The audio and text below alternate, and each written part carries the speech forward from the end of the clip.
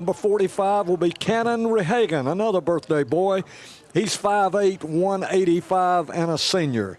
And the two that are left, of course, Caleb Martin, who had a sensational last Friday night against Hardin Valley.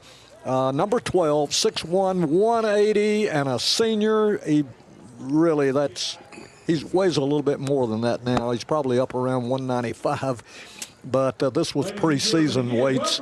The running back we expect to see in the starting lineup is Simon Mullis. That's a running back, number 33. We will also see Landon Scott, number 34, 5'8", 180, and a junior. Simon's 5'8", 170, a senior. And who knows, we may see J. Allen Terry. I don't really think he's going to start, but he is dressed and is running pretty well. That's the starting lineup. Honda of Cleveland. Gary? Well, Earl, I want to correct one thing. Bryson Bivens is not having a birthday day. It's Canry Hagan.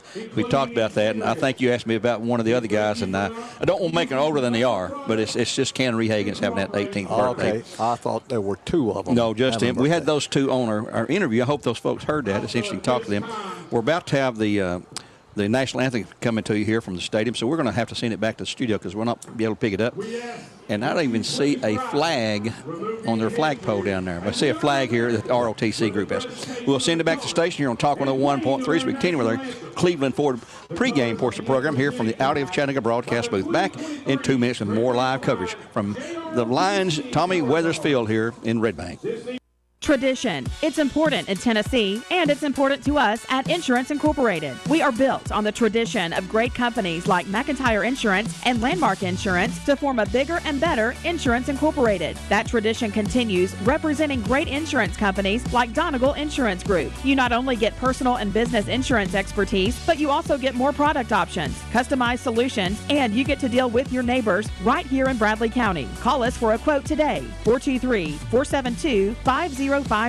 Insurance Incorporated, a division of RSS Insurance.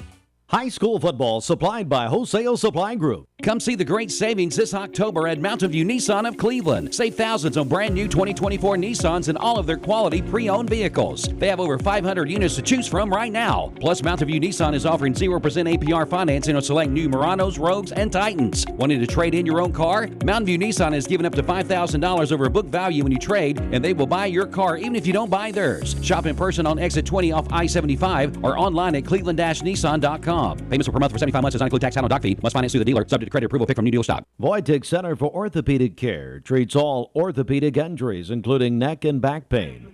At Voitic Center for Orthopedic Care, insurance isn't a worry because they accept all insurances and can even get same-day appointments or even walk-ins. Digital x-rays are even on site. Voitic Center is also a certified concussion care specialist. Contact Dr. Voitic and his staff at 479-3600 for your appointment today.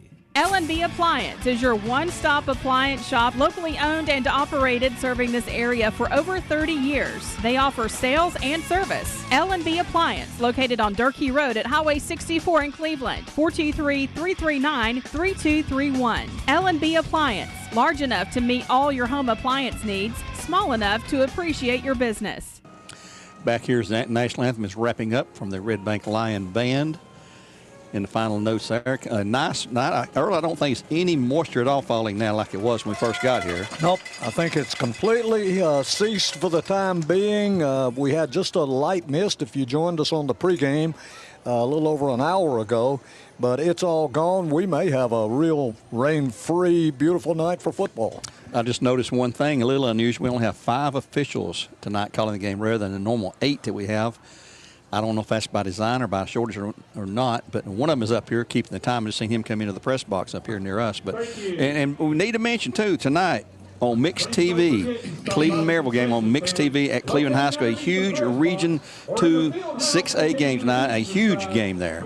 Bears will be at Cleveland next Friday, and then Bearden at home.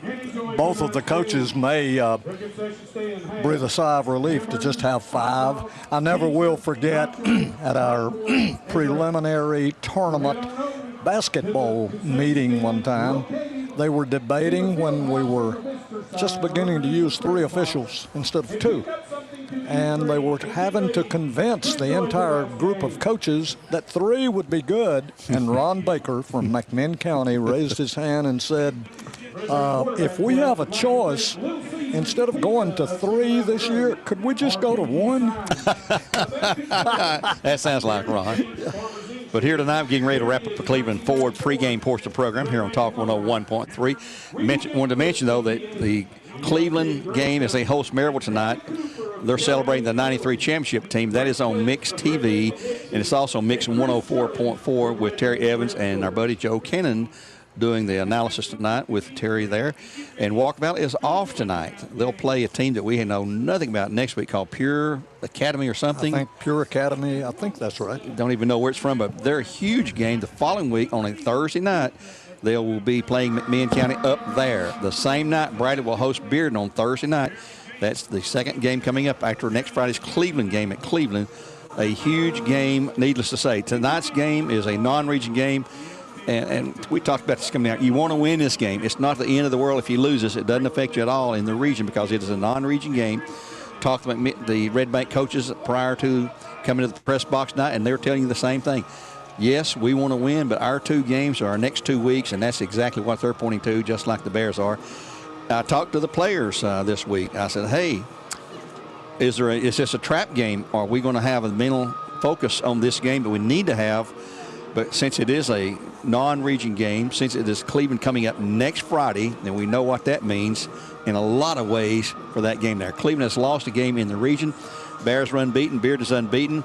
So the Cleveland and Maryville game tonight is a huge game for Maryville and Cleveland. That's really for 3rd place because it looks like Bradley and Bearden be 1 and 2. Although Cleveland has a shot to be there, at least if they to win second, out. they win out, be tied with Bearden, and would depend on Bradley and Bearden game then. And if Bradley should beat Bearden, Cleveland would take over 1st place. Well, I don't know. We don't need to figure that out tonight. We'll wait and see. Let's get this game under us right now. I agree with you. That Cleveland-Maryville game, can Cleveland beat Maryville 2 years in a row? They did it last year. They broke that long 144-game winning streak, and a lot of folks are looking at that game this week. The Bears continue to be ranked number 1 for the 7th, I believe, maybe the 8th consecutive week. That's the longest run they've had of being ranked number 1 in Bear history. So that's going back 100 and something years since 1916. We were never ranked number 1 in 76 when we won it all.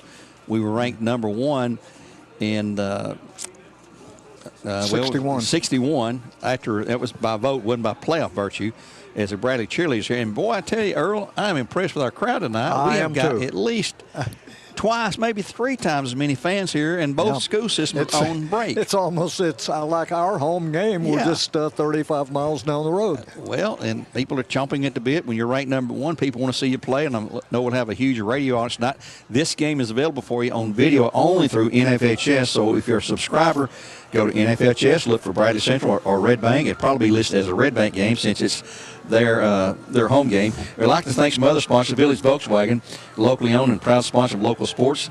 Take a test drive the award-winning, locally made VW Atlas. Check it all out at villagevw.com. And the Voitech Center for Orthopedic Care. No matter if it's a sports injury, work injury, or just an accident at home, Voitech Center has you covered. Voitech.com. Dale's Heating Air. For all your heating and air needs, just call Dale's. JustCallDales.com is your website. JustCallDales.com for Dale's Heating and Air. That's Dale Taylor, and they're getting into that part of the year where you're starting to shut down the air conditioner for the most part and getting ready to turn on some heat. And Chick-fil-A, conveniently located on Keith Street, Paul Huff Parkway, and now open in Cleveland Coffee. That's Chick-fil-A. Alon Planning Partners. Now's the time to create that winning game plan for your financial future. Alon Planning Partners can be reached at 423-315-1441. That's 315-41441. Alon Planning Partners. We appreciate all of our great sponsors, and they make these broadcasts possible.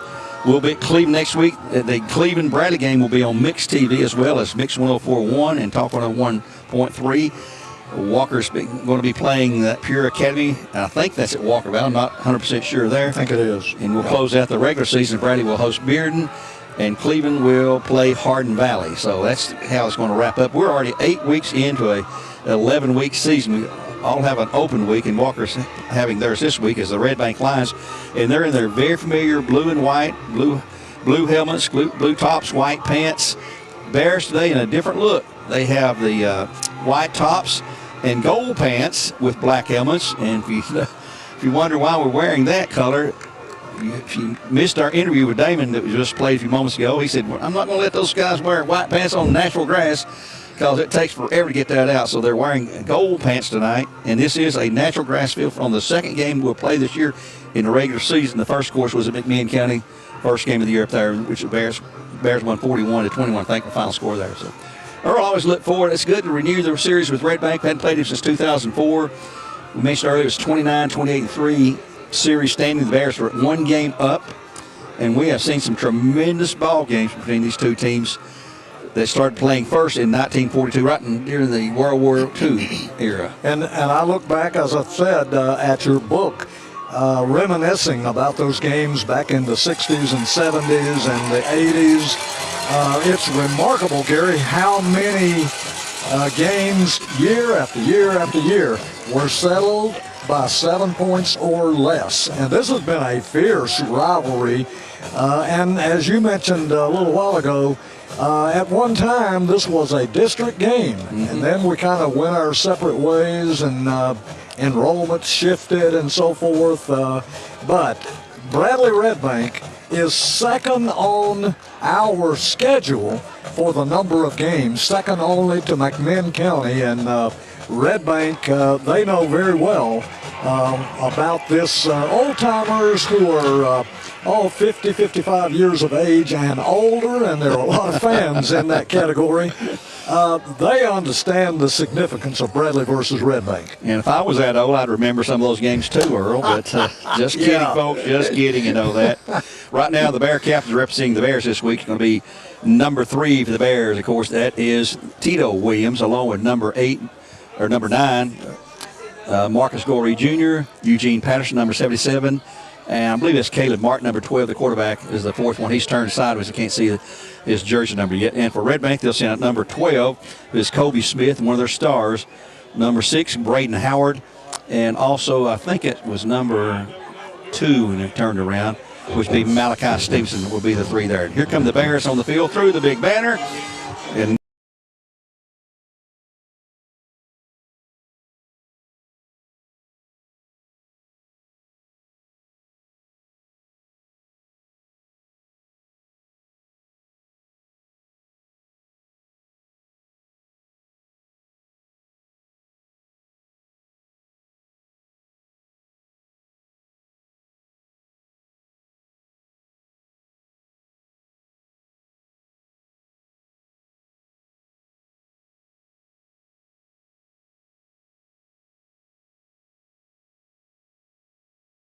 nice, very nice contingent. I'm shocked by the number of people we have here watching this game tonight on a cool, damp night. Not raining at all now, but it is fall break, and I can tell you umpteen number of people that are either in Florida on the beach or on a cruise or something.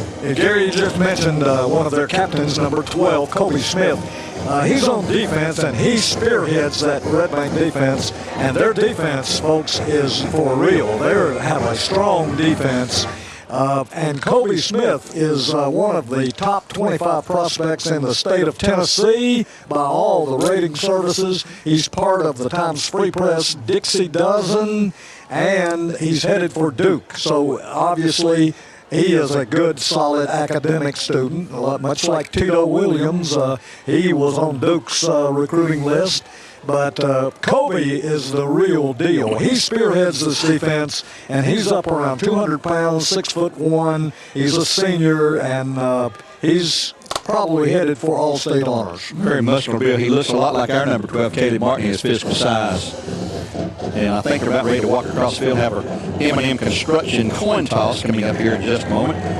M&M Construction, think about those folks there, locally owned, specializing in roof replacement, siding installation, interior remodeling, and more. That's M&M Construction, who's been our coin toss sponsor all season long. As we get ready to wrap up our Cleveland Ford pregame portion of the program here in Red Bank High School. First time down here in a long time. The last encounter between these two, I don't even really want to bring this up, is a 47-0 shutout by Red Bank over the Bears. And here comes the team captains out in the middle of the field.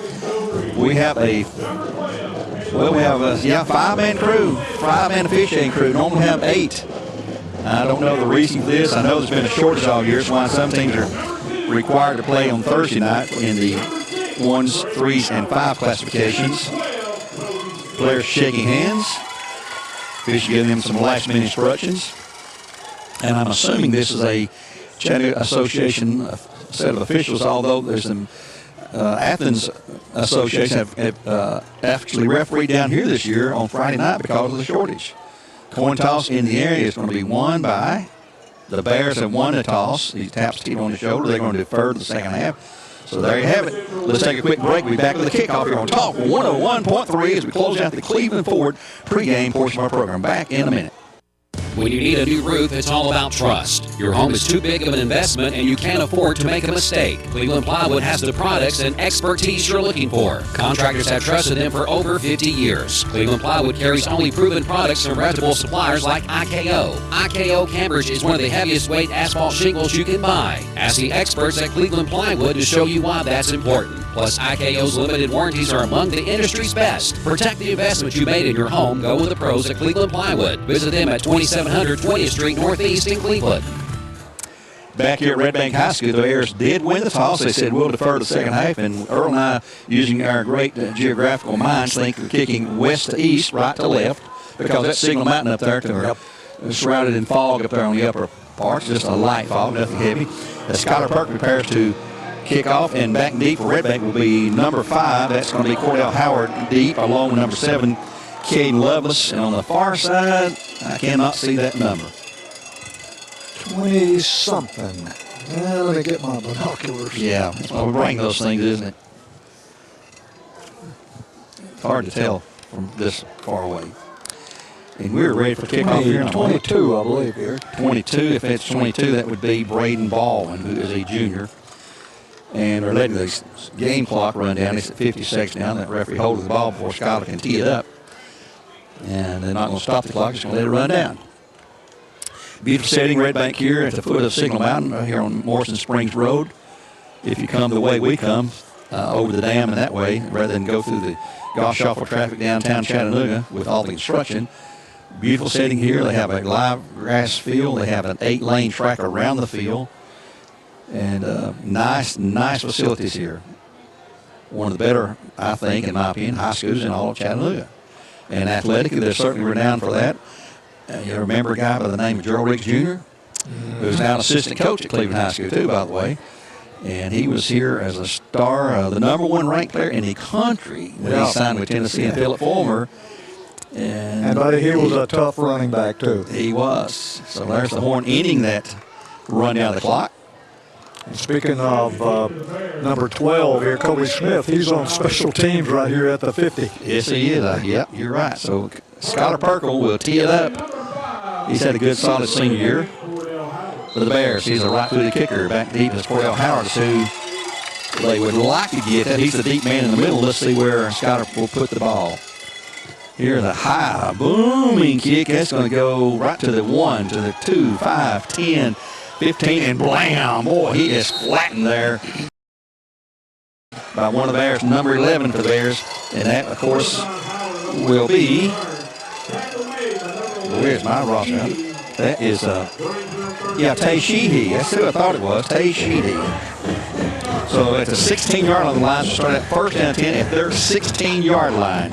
Here on Talk 101.3, we're in the Tzatziki's portion of the game here in the first quarter. By the way, tonight's trivia question at halftime will win a Tzatziki's Hero and a hummus appetizer from Tzatziki's. We'll have that, and I promise you folks, those phones will be working tonight. If they don't work tonight, then I quit.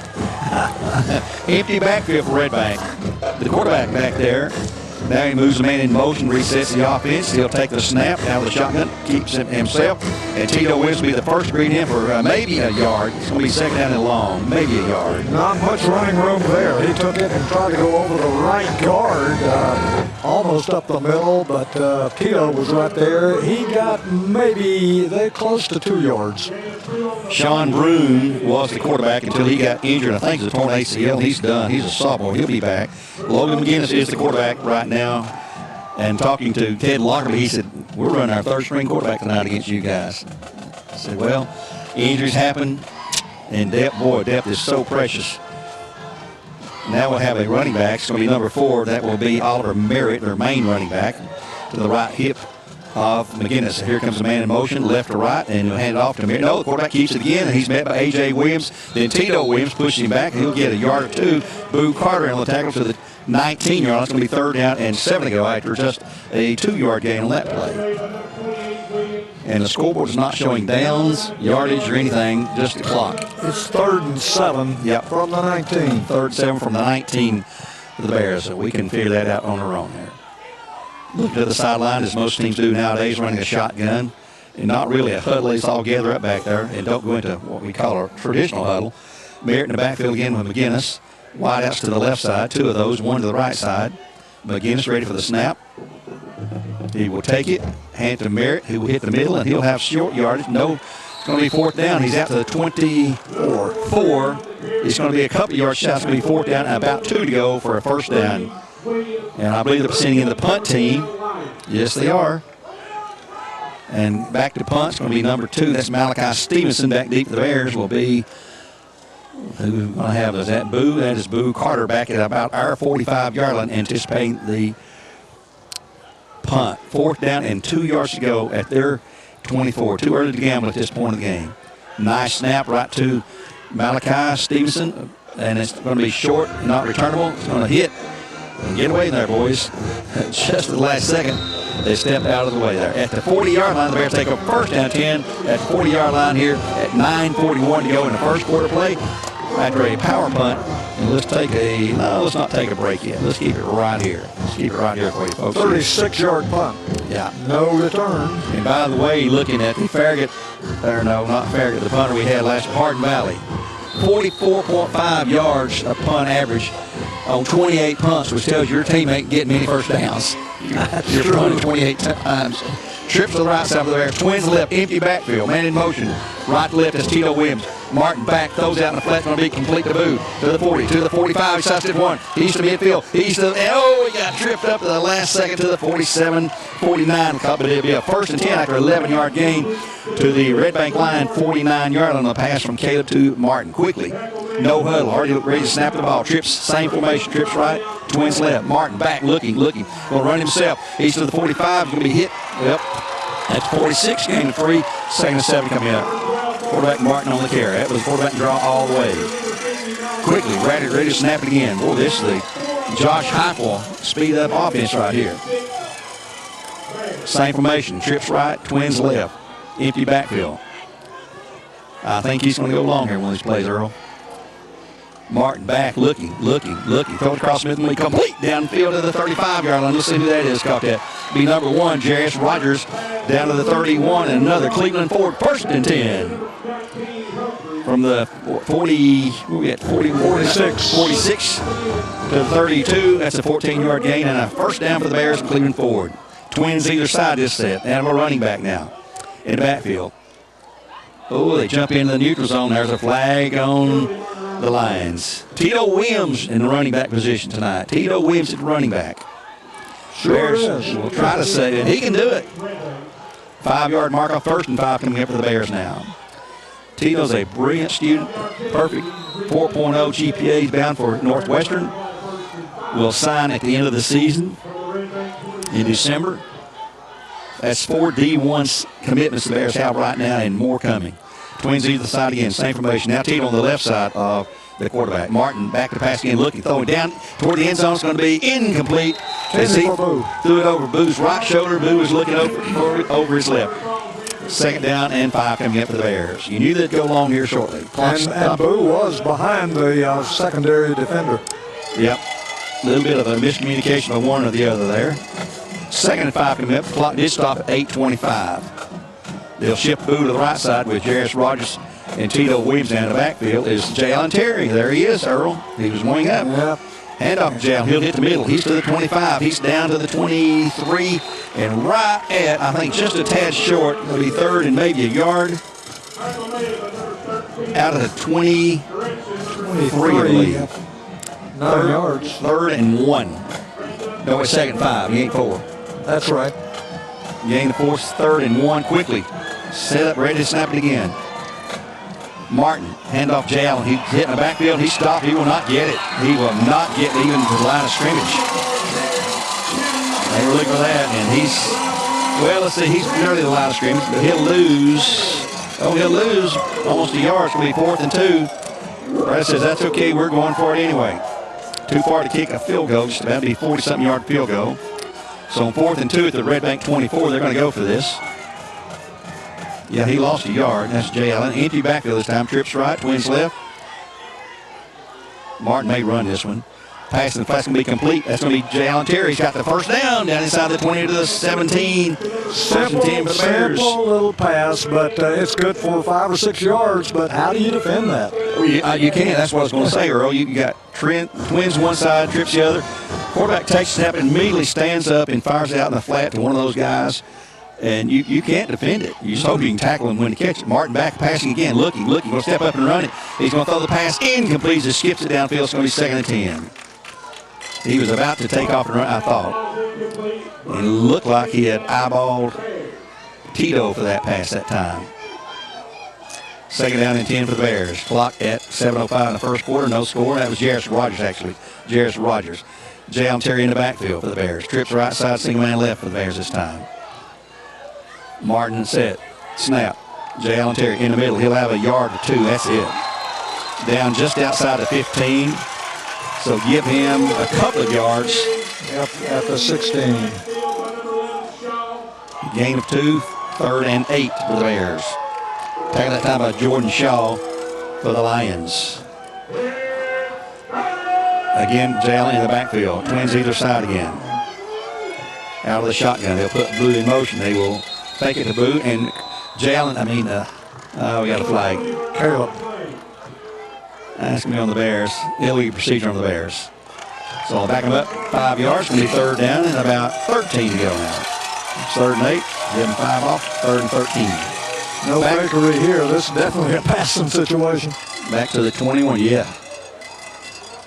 Bears said, well, we're going to gamble if we don't get it. Our defense, we hope, will be stout enough to hold you. Twins either side again.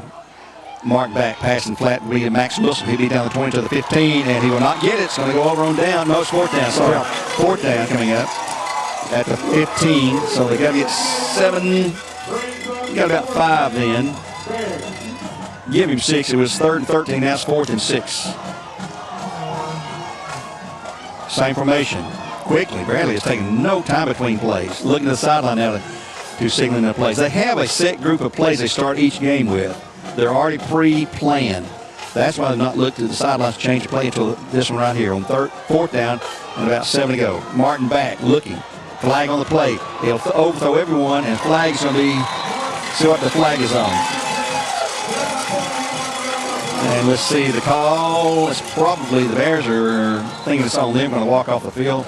Here's the call. Ineligible man downfield with the Bears. Decline, it'll go over to the lines. They'll have a 1st down and 10 at the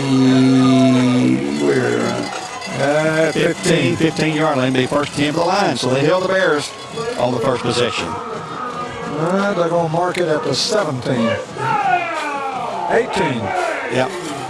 1st 10 for the lines at the 18-yard line here early in the game. No score so far. 5:44 in the period, which is brought to you by Tzatziki's, and they'll have our trivia prize tonight. We'll give you updates on Cleveland as we receive those between the Maryland and Cleveland. I assume that's a 7 o'clock start. Maybe it's 7:30. I'm not sure. McGinnis set. He will hand it off to the running back, and he'll have a yard or 2 or 3. Well, he's not gone down yet. He just about pulled loose for a long run for Boo Carr. Brought him down to 29. And I believe it's going to be enough for a first. Yes, a 1st and 10 for the Red Bank Lions. Right up the middle, number 4, Oliver Merritt, and he has a fire plug kind of build. Short, stocky, stout, and strong. He was hitting the line of scrimmage, but then he was breaking through that to move on down. 1st and 10 with Twins to the left side. McGinnis set. The handoff this time. He'll hit the middle again. This time he's going to be met head on by Tito Williams, A.J. Williams, and maybe Yard. Also in on the tackle there is number 22, Wiley Suskowitz. 1 yard, 2nd and 9. Coming up at 5 minutes to go in the first quarter play. No score to game. Bears at Lions, a non-region game. Lions are in region, or classification for Region 3, which means they match up with Region, or they're Region 4 region. They match up with Region 3 out of Knoxville. That's where your state champions came from in Anderson County last year. They're not going to win it this year. They're down somewhat. Double stack right side, single man left. McGinnis calling the signals. He will hand off this time to the running back. He'll have a very short gain, maybe a yard, which brought down by Ben Collins for the Bears, who was the main and lead tackler on that. Boo Carter also in the tackle on the play there. 3rd down and 8 after a gain of 1. So the Bear defense trying to hold them again, force another punt. Clock rolling at 4:06 in the period here on top 101.3. McGinnis with Merritt in the backfield. Sets up a 3rd and long. Man in motion, left to right. And the snap handoff to Merritt. He's got yardage, but not the first. Going to be 4th down. He's out to the 37. 4th down and 2 to go. And will they punt it away at that point? Yep, here goes the punt team.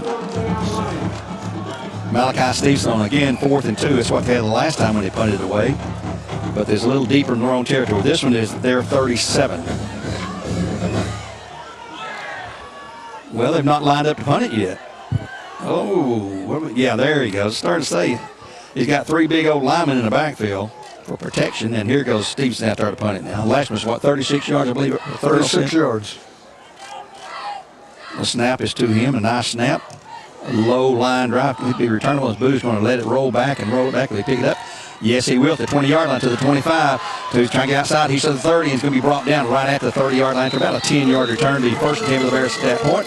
And we'll take a quick 30-second timeout. 3:01 in the period. No score. Back in 1/2 minute.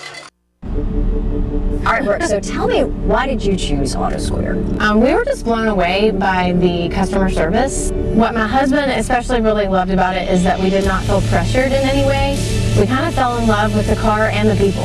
The person that went over the car with us with all of the features was super patient, very detailed. I will definitely be back to Chattanooga Auto Square. No question about that. Chattanooga Auto Square. Luxury lives here. Martin will hand off Jalen Terry into the middle. He'll have off for the right tackle. He'll 1, 2, 3, 4, 5, 6. He will not go down. He's all the way up to the 30. They're going to back him up to the 36, I believe.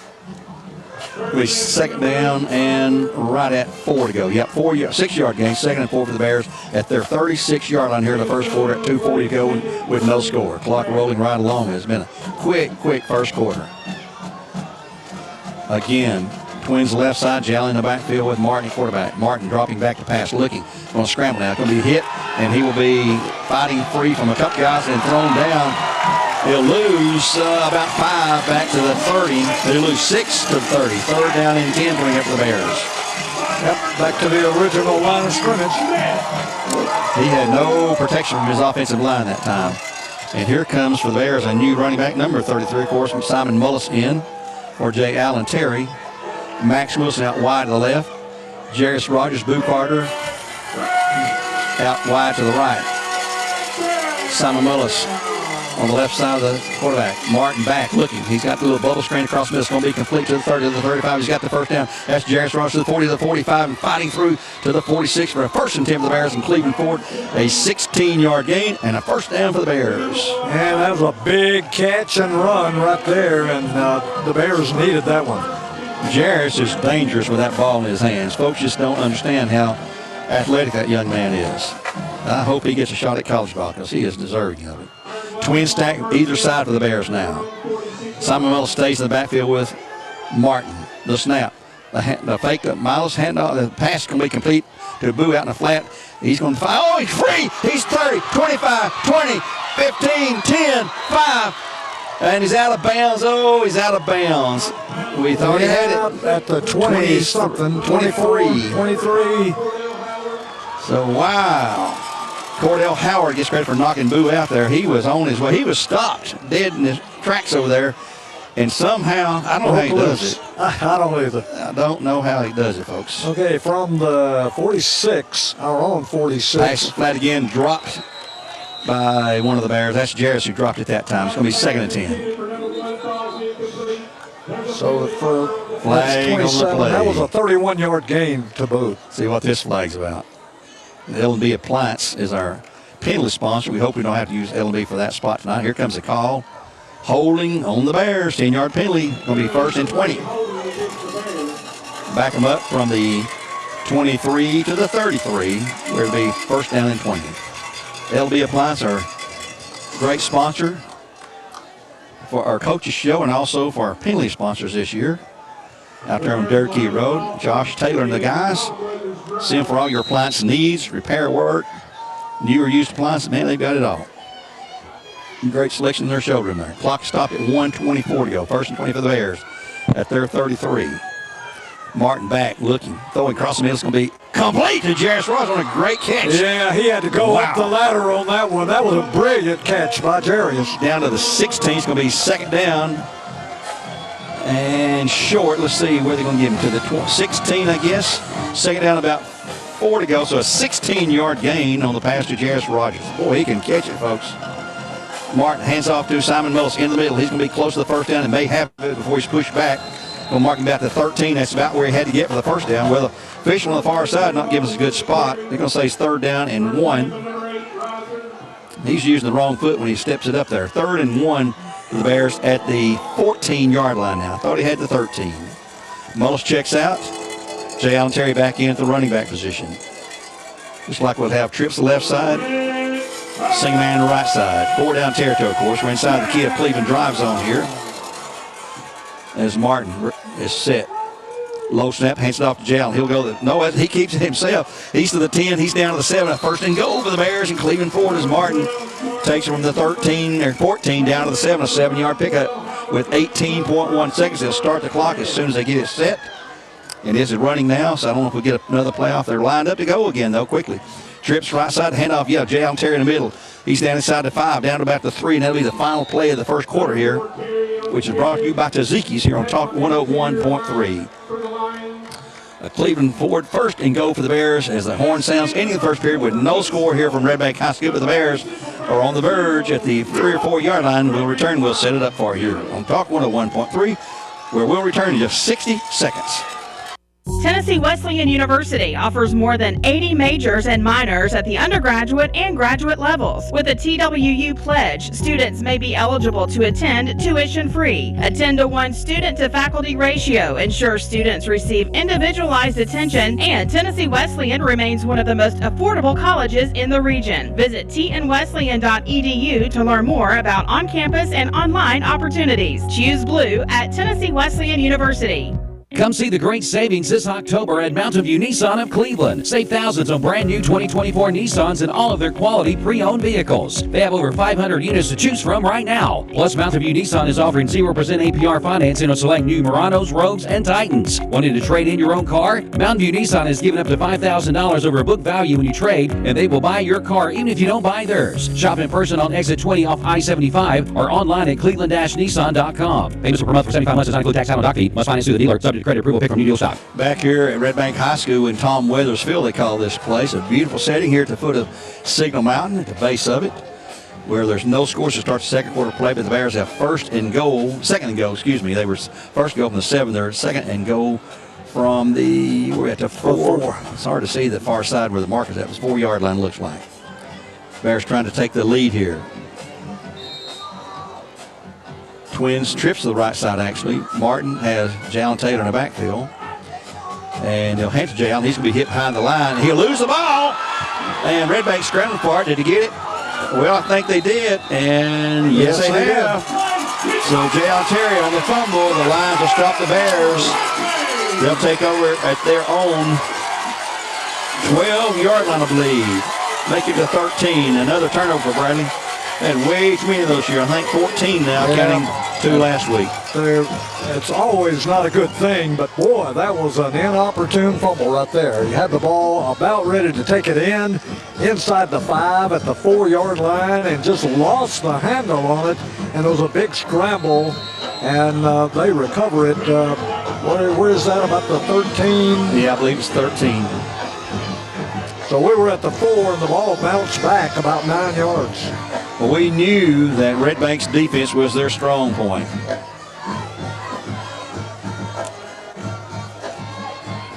And 11:51 to go now in the half. And Red Bank is set. McGinnis will keep Merritt in there in his backfield. He's put out some wide receivers either side. Hands it off to Merritt. Hits the middle. He's going to have 1, 2, 3, 4 yards out across the 15 to the 16. And it'll be 2nd down and 6 after a gain of 4 by, that's Oliver Merritt, I believe is his first name. Yep, Oliver Merritt. He is a sophomore. Stocky, sturdy, hard running, powerful running back.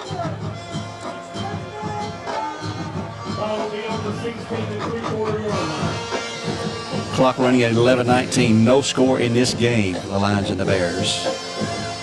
Same formation. McGinnis raises his foot to signal and start to count. His handoff to Merritt. He will have yardage up to the 20 before he stopped and pushed down. Never got him down. He's stopped just at the 20-yard line. It's going to be 3rd down and about 4 to go at that point.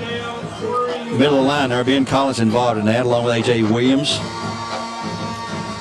Zane McIntosh in there for the Bears. It's been a quick first half.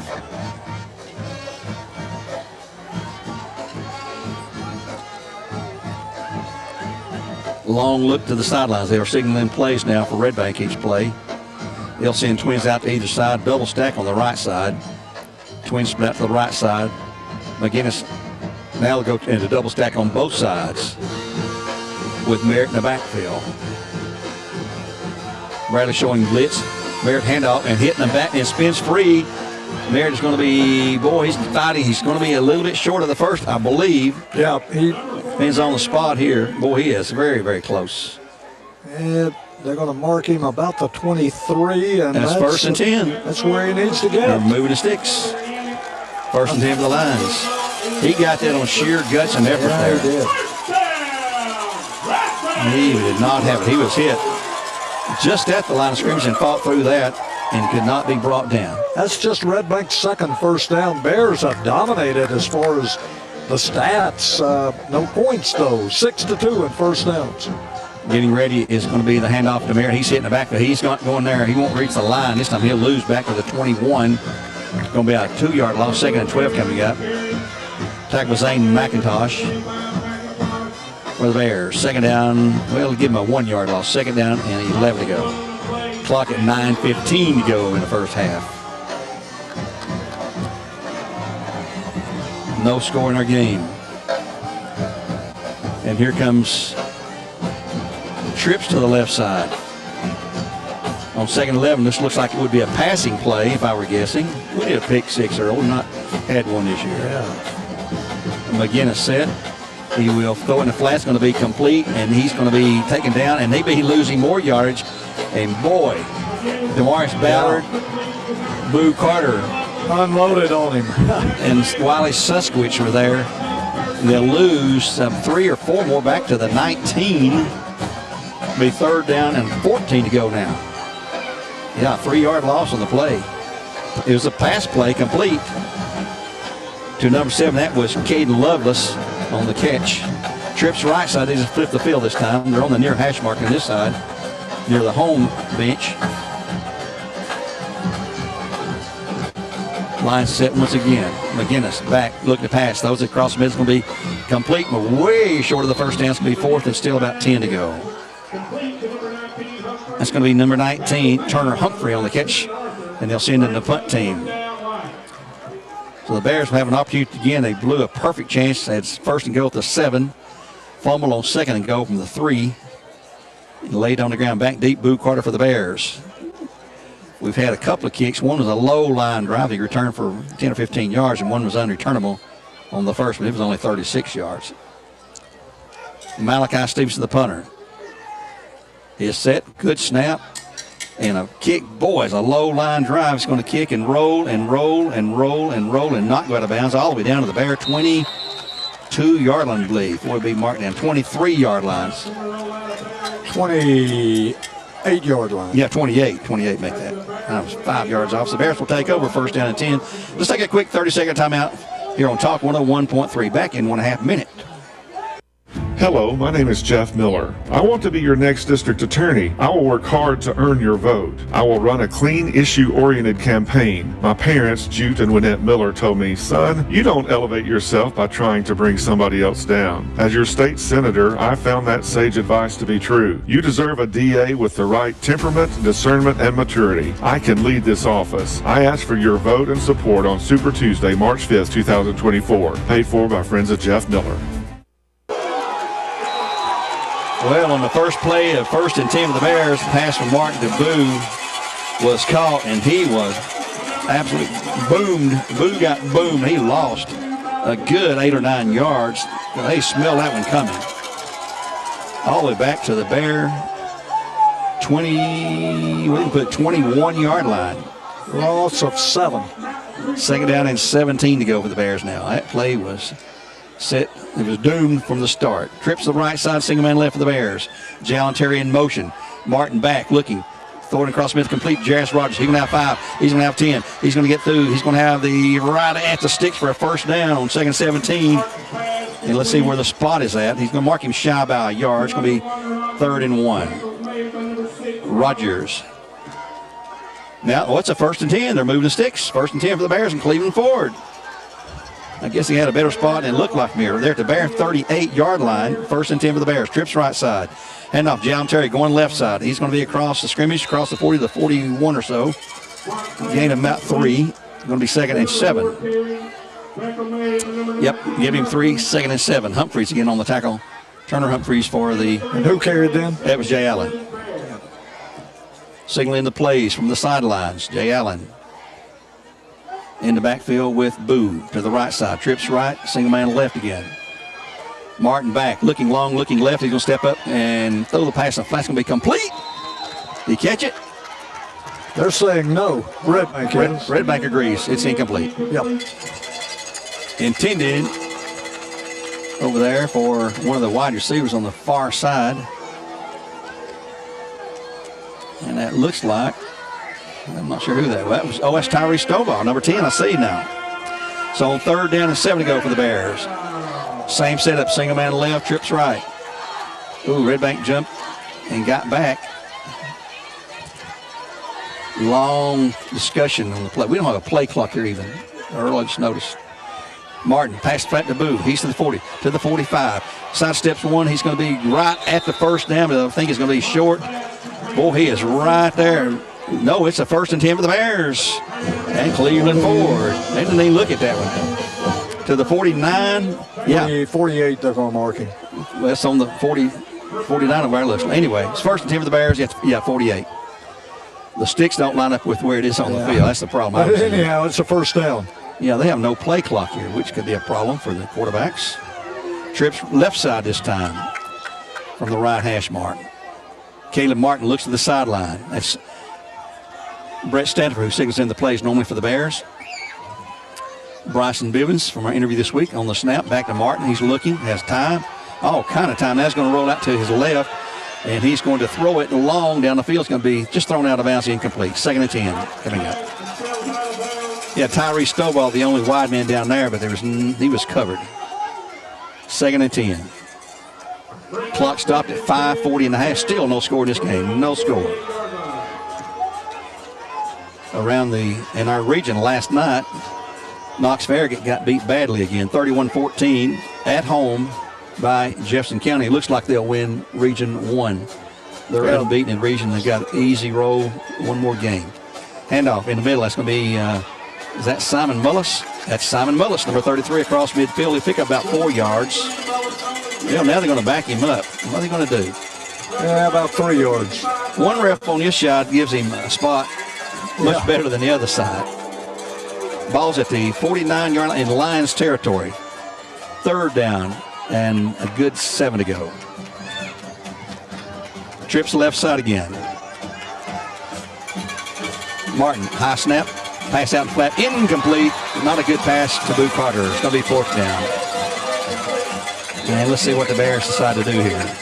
Oh, it's a flag. I see a flag. Personal foul on the, roughing the quarterback. That's a 15-yarder first down. I thought he did. Yeah. He slapped him, it looked like. And Caleb turned around, sets up, and the guy yeah-yaing back in his face, and the referee standing right there says, son, you can't slap him like that. So 15-yard mark off, and another first down for the Bears, and Cleveland Ford moves the ball all the way down to the 34-yard line now in Lion territory. And now Coach Weatherford is out there really vehemently protesting the call. He's pointing at Bradley like they're doing something. So it's an emotional game, no doubt. Jay Allen Terry, no, it's going to be Caleb Martin up the middle. He's going to have 5, 6, 7, 8 yards and just keeps pushing backwards there. He's down inside the 30 to the 27. He's going to get 7, close to 8 actually. And let's see where they're going to put the sticks out of. It's going to be 2nd down and 27. Short 3, long 2. Give him 7 yards. Clock's at 4:41 and running. No score in the game. Trips left side again. Martin will hand it to Jay Allen this time. He'll go to the right side, and he will break free and get the first down, I believe. And there goes a helmet rolling out. It looked like a ball for a moment. I thought it was the ball. There's a late hit right there. Oh, my goodness. And it's getting emotional out here. No flags that I see yet.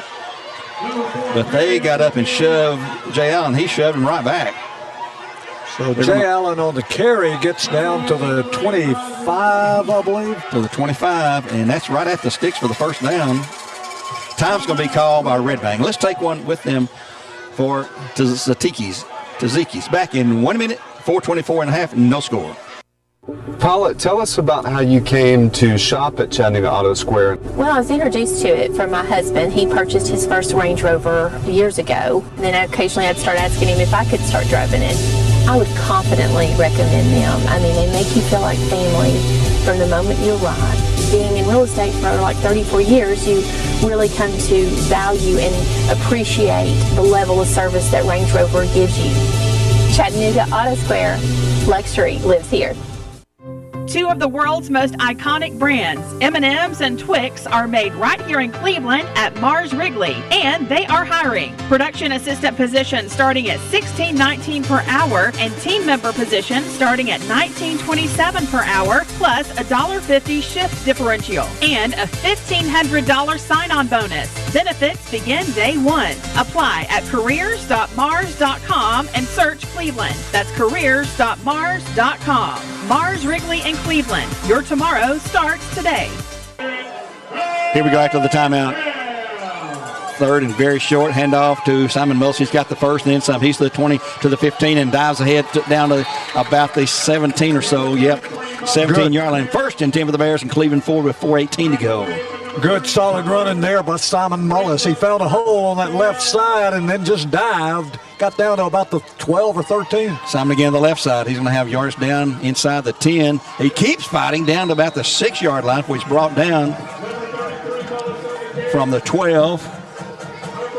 Let's give him 6. Yes, 2nd down and 4 after a 6-yard game of Simon Mullis.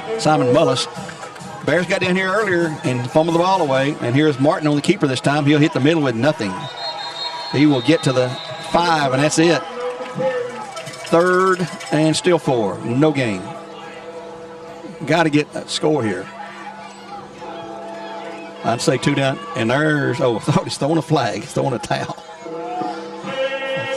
Referee standing there in the middle of both lines, and here comes something flying out of there, and it was a towel.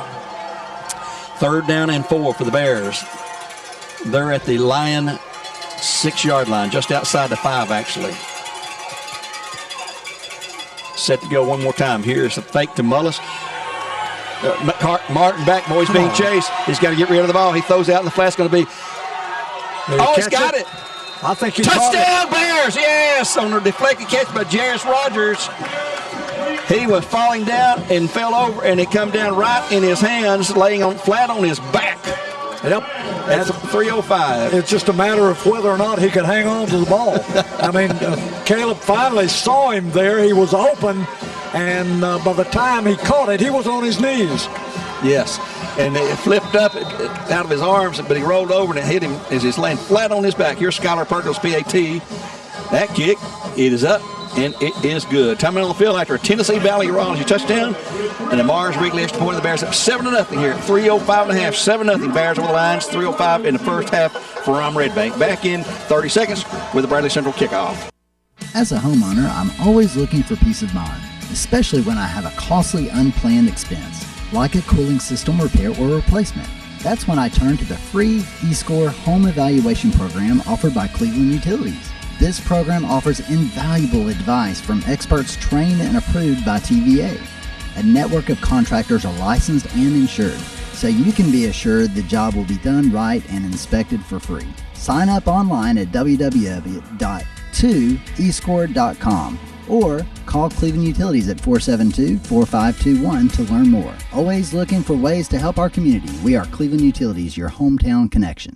If the Bears ever need to score, they got one early on that drive. You got a recap of that yet? 72 yards in 14 plays, and finally, 6-yarder from Caleb Martin to Jarius Rogers, and he was running for his life.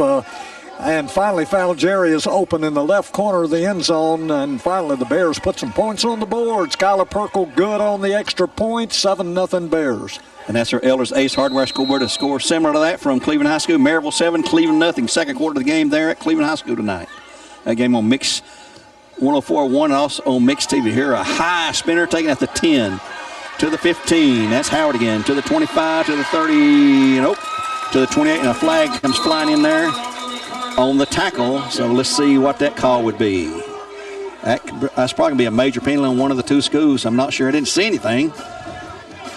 It's right near the point of the tackle. I don't know if it's a block or a hold or a face mask. Ball's at the 29. Let's see where it goes. Here comes a call at some point. Holding on Red Bank. So an LB appliance penalty. They'll mark it off from the 27. From the 27, yep. Where the holding took place. So that'll put it back to the 17. 10-yard mark off back to the 17. So that'll help the Bear cause. 2:59 to go in the half. 7-0 Bears on top of the Lions, who I think were ranked number 9 this week in the 4A poll. The Bears ranked number 1 again. They have been since the third week of the season. And this is week 9. We've got weeks 10 and 11 coming up. So McGinnis with Merritt in the backfield. He'll have twins either side, double stack on the left side here. Bears going to drop Demarius Ballard back. Now the man goes in motion. Pitch back to the tailback, and he's going to be hit. He'll lose yardage. Nice. Ben Collins in there on the tackle. Along with, let's see, Braxton Arthur. Loss of a yard, second down and 11 to go, and time's being called by the Bears. Bears will call time, and we'll take one for Tazikas at this point. Back in 1 minute, 7-0 Bears at 2:45 from Red Bank. Food. It's at the heart of any great tailgate. Nothing goes together like great food and football, and nobody does food like Food City. Get game day ready with tailgate favorites like freshly ground hamburger patties, hot dogs, and fresh cut certified Angus beef steaks. Complement any gridiron gathering with freshly prepared signature deli salads, and bring out the true taste of East Tennessee with Terry's or Craven chips and Kay's ice cream. Every day, Food City. Joined by my friend Drew McClendon with Crawford's Pharmacy. Let's talk about flu season right around the corner. We are able to do flu, strep, and COVID and be able to treat if a patient were to test positive for either of those. All a patient has to do is just call and give us a heads up and say, hey, we're coming in to get this test. One of our pharmacists will be able to perform the test, and if the patient is positive for those said illnesses, we can prescribe and treat with antibiotics or antivirals right there on the spot, and we're able to bill people's insurance for those medications if we do provide them. It's Crawford's Pharmacy on Chambliss Avenue. Call them 479-8601. After the Bradley timeout, they'll send a man in motion. It'll be McGinnis on the keeper. They'll try to sweep right, and he will be hit and he'll have short yardage. Going to be third down after a 2nd and 11 play. to the 20, and time's going to be called again. But the Bears want this ball back. Yeah, and they may get it. Yep. 2:37 left in the half. And they've got one timeout remaining if the scoreboard is correct, which I have no faith in it at this point. It's going to be 3rd down and 7. Right at the 20, so 3rd and 6, is that right? About 7. They got to get to the original 17, so they got to get to the 27. That's right. I was going from the 16, but they lost a yard. They're still on the road next Friday night, 7 o'clock kickoff at Cleveland High School in a big region game. Cleveland tonight losing 7-0 right now in the second quarter at Cleveland High School to the Maryville Rebels, who are fighting for their life. It's basically a battle for 3rd or 4th, and if Cleveland wins, it could be a battle for 2nd, even 1st. But right now, Maryville is fighting for their lives to stay in the playoffs. Then we'll close it out with a big game on Thursday night, 2 weeks from last night on a Thursday game with Bearden at Bradley. And that will definitely be a huge game. Here come the Lions out of the timeout called by the Bears. They have, yes, the scoreboard now has 1 remaining for the Bears, so that is correct. We agree with that. So on 3rd and 7, they'll split them out, twins either side. Merritt stays in the backfield, man in motion, right to left this time. And McGinnis will hand to Merritt. He will not get the first. He's going to be short, 4th and 2 coming out, and Bradley will call another timeout. And there's a final timeout, and let's take it this time for Tzatziki's at 2:31 in half. Bears up 7-0, back in 1 minute. When it comes to beating breast cancer, early detection is everything. So don't skip the scan. Schedule your mammogram with Erlanger today by calling 778-PINK. That's 778-PINK. Farmers Union Mutual Fire Insurance Company of Bradley County has been protecting homes, mobile homes, farms, investment property, and more in Bradley and surrounding counties since 1914. If you want a local company with local leaderships making local decisions, call or text Lyle Schwartzel today to review your policies. Call him at 423-476-8761 or check out all they offer at insuremyhometn.com. Farmers Union Mutual Fire wishes all of our teams good luck this season. 2:31 remaining in the half. Bradley has used their last timeout here. Bears up 7-0. It is going to be 4th and a long 2 for the Lions. You'd think they're going to punt it away. Yep, Malachi Stevenson going back in punt formation. Bears thinking, hey, we got 2.5 minutes. That's a long time in the world of football. Boo Carter will drop back deep for the Bears. I think he will. Right now he's not dropping. Yeah, he's going to drop back. Not as far. This guy cannot kick it as far as the Hardin Valley guy could kick. Our Schwartzel of Walker Valley, he's a great kicker too. Stevenson set, has a snap. We got a running in, roughing the kicker, and we had a block. Almost Tito, if he'd hit the ball, he had a block punt, but he didn't. We got around him, and not timeout, but a penalty back. Way there, it's going to give them a 1st and 10. Yep, that's unfortunate because the Bears were about to get the ball with 2:20 to go in the half. At pretty good field position, and not midfield, but 30-something. Yep, and I thought he's going to block that kick, and he'll be getting close. And it just got past him. It was close to being blocked, totally blocked. So a 1st down will come after a mark-off of the personal foul on roughing the kicker from the line of scrimmage, which is a 25. Bears have burned all 3 timeouts to get the ball back, and there's another. That's a 15-yarder, isn't it? Yes, it is. Personal foul. Yeah. Put it up to about the 40.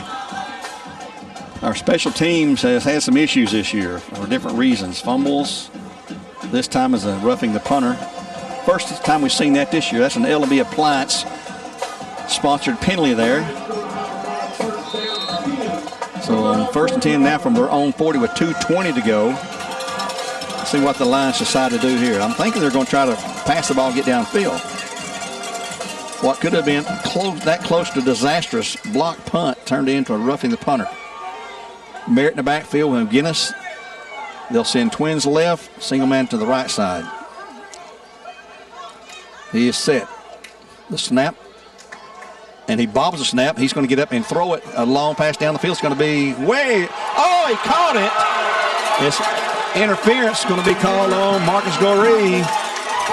But he caught the ball anyway. Yeah, so there's no penalty if he catches the ball, and it'll be 1st and 10 for the Lions. It's their 30, or it's the Bear 33 now. It's the Bear 33.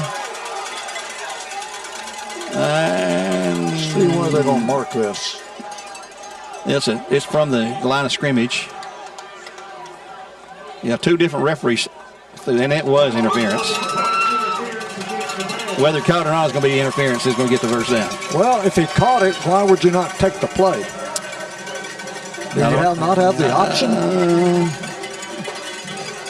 I thought he caught it. Maybe, yeah. I bet he didn't. Maybe he dropped it. Marcus said he didn't catch it, so maybe he's right then. So it's 1st and 10 for them at Bears 45 now.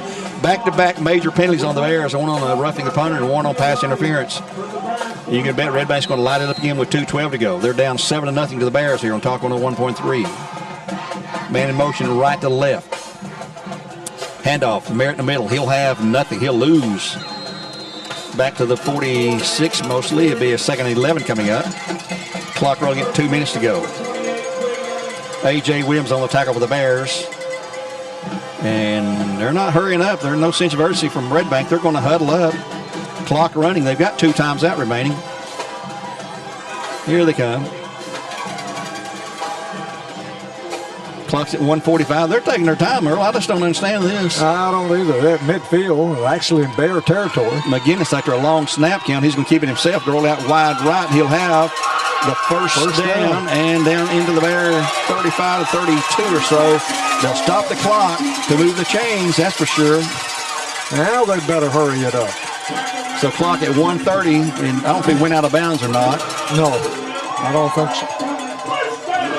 Nope, they're cranking the clock at 1:30. It is running. At the Bear 32. Twins to the left side this time for the Lions. McGinnis set. He'll hand off to Merritt in the middle. He's going to hit the middle for a gain of 6 or 7, and he'll be upended at the 25. It's going to be 2nd down. Clock at 1:11 and running. Still running. And now they'll finally call time. Boy, they've wasted a lot of time here. Red Bank will take a time at 1:06 to go, and they'll have a 2nd down and about 3 to go. We'll return with the ball at the 25-yard line. Back in 1 minute for a Taziki's timeout here on Talk 101.3. It's game on at Cleveland Ford, and our team is ready to serve you. If it's selection you want, we've got you covered with nearly 200 vehicles on the lot and ready for delivery. And Cleveland Ford's tackling high prices because all vehicles are priced to sell. Plus, Cleveland Ford's blocking high interest rates with 2.9% financing on most models. Hey, we even have bonus cash available. So make the winning drive to Cleveland Ford today or simply shop clevelandford.com. That's clevelandford.com. L&B Appliance is your one-stop appliance shop, locally owned and operated, serving this area for over 30 years. They offer sales and service. L&B Appliance, located on Durkee Road at Highway 64 in Cleveland, 423-339-3231. L&B Appliance, large enough to meet all your home appliance needs, small enough to appreciate your business. 2nd down and about 3.5 for the Lions at the Bear 25. They're trying to push it in for a tying score. Handoff to Merritt. No. McGinnis keeps it. He'll be stopped short. And, boy, he is hammered by 3 or 4 guys over there for the Bears. Going to be 3rd down at the 23. It's going to be 3rd and a long yard and a half, nearly 2. Clock running at 52 seconds. And Red Bank still showing no signs of urgency. They're seeing the play into the sidelines. Their fans are telling them, hurry up. Clock's down to 43 now. And they're just now to the line of scrimmage, and they have the long snap count, too. It'll come here eventually.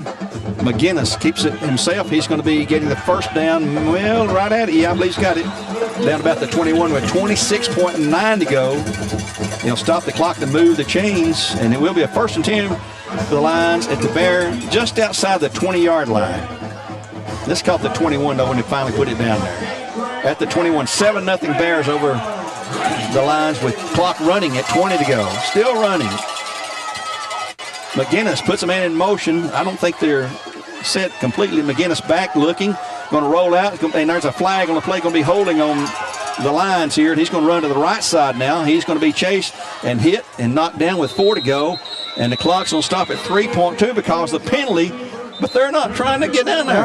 That's some of the, I hate to criticize coaches, good coaches too, but the clock management has not been good the last 2 minutes for Red Bank. They wasted so much time, and hey, it's great for the Bears. The illegal shift, they call it, not holding. So 3.2 seconds to go, stopped only because of the penalty. Yeah. The clock was going to run out. We got the ball coming out. Yeah. And then they've moved the ball. They are in scoring position, and yet no sense of urgency. Stevenson will attempt a field goal, but they're going to take a timeout first. And let's take. This will be a long field goal, take too. One for Tzatziki's. We'll be back in 1 minute with this field goal attempt with 3.2 to go. The Bears up 7-0 in the first half. At Alon Planning Partners, we believe in better. A better way to invest, a better way to serve you, and a better result. Our process begins with us listening. Take advantage of our complimentary retirement strategy session by calling Jay and Brittany Hagee of Alon Planning Partners and hosts of the Alon Exchange Radio Show at 800-971-4549, 800-971-4549. Investment advisory services offered through Foundations Investment Advisors, LLC, an SEC-registered investment advisor. When most people think of plumbing and electrical supply houses, there's an idea that they're just for plumbers or electricians or builders to shop at. Wholesale Supply is proud to be open to the public and proud to serve our communities. By supplying the best quality products for the best prices with the best service guaranteed, Wholesale Supply is your one-stop shop for everything plumbing, electrical, and HVAC. To find a location near you, visit wholesalesupply.us for more. Helping build communities in the Southeast for over 80 years is just what we do. Here comes a 43-yard field goal attempt by Malachi Stevens from the Bear 33. That's a long kick in high school. Let's see if he's got the foot for that. They may try to draw the Bears off. There's only 3.2 seconds to go in the half. And here's a snap down. Here's the kick. It is way short. Way short. Way short. And that lead in the first half with the Bears on top by a score of 7-0. As the teams go to the locker rooms at halftime on your Elvis Ace Hardware School. By the way, from Cleveland High School, 10-0 Maryville now over Cleveland. 10-0 Maryville over the Raiders from Cleveland High School in a huge game in the region there. Back here, 7-0, a non-reach game for the Bears leading Red Bank Lions here in Red Bank. And we'll take a 2-minute timeout as we get ready for our Southland Finance halftime show. We'll come back and take a look at Earl's stats. We'll have a trivia question right after we return. We'll have the trivia question for tonight. Back in 2 minutes. A company that rates 4.9 out of 5 in customer satisfaction on nearly 800 reviews has got to be doing something right. And we are. Village Volkswagen of Chattanooga is Tennessee's Volkswagen Dealer of the Year for 2023 from DealerRater.com. Come test drive the 2023 Tiguan and Taos and you'll see why they're recommended by Cars.com as best value new cars for 2023. Proud to be your locally owned hometown factory dealer with 4.9 out of 5 in customer satisfaction. North end of Auto Row and at VillageVW.com. Cleveland Tire Center, the name says it all. Score big with savings now at Cleveland Tire on Bridgestone, Firestone, Goodyear, and Michelin. See Cleveland Tire for all your automotive and maintenance needs. Cleveland Tire Center has earned the trust and the business of Cleveland and Bradley County with great service, competitive prices, and extraordinary products. Cleveland Tire Center, 4699 North Lee Highway, Cleveland. At Southland Finance, we're neighbors helping neighbors. My name is Dusty Whitener, Vice President and Manager of Southland Finance in Cleveland. Have you heard? We have recently relocated to a larger, more convenient branch at 950 25th Street in Cleveland, right across from City Cafe at the intersection of 25th Street and Peerless Road. Our team, operating hours, and services, including personal, installment, and consolidation loans up to $20,000, have not changed. As always, we're here to lend a helping hand. Visit our new location or give us a call at 458-3007. Loan subject to credit approval. You're listening to Bradley Central High School football on Talk 101.3 The Buzz, supplied by Wholesale Supply Group. It's now time for the halftime report, sponsored by Southland Finance. M&M Construction, locally owned, specializing in all varieties of construction, from roof replacement and siding installation to interior remodeling. Call Andy at M&M Construction at 423-284-0487. That's 284-0487. Back here at Red Bank High School, you listen to Talk 101.3, where all your games supplied by Wholesale Supply Group. We appreciate those folks.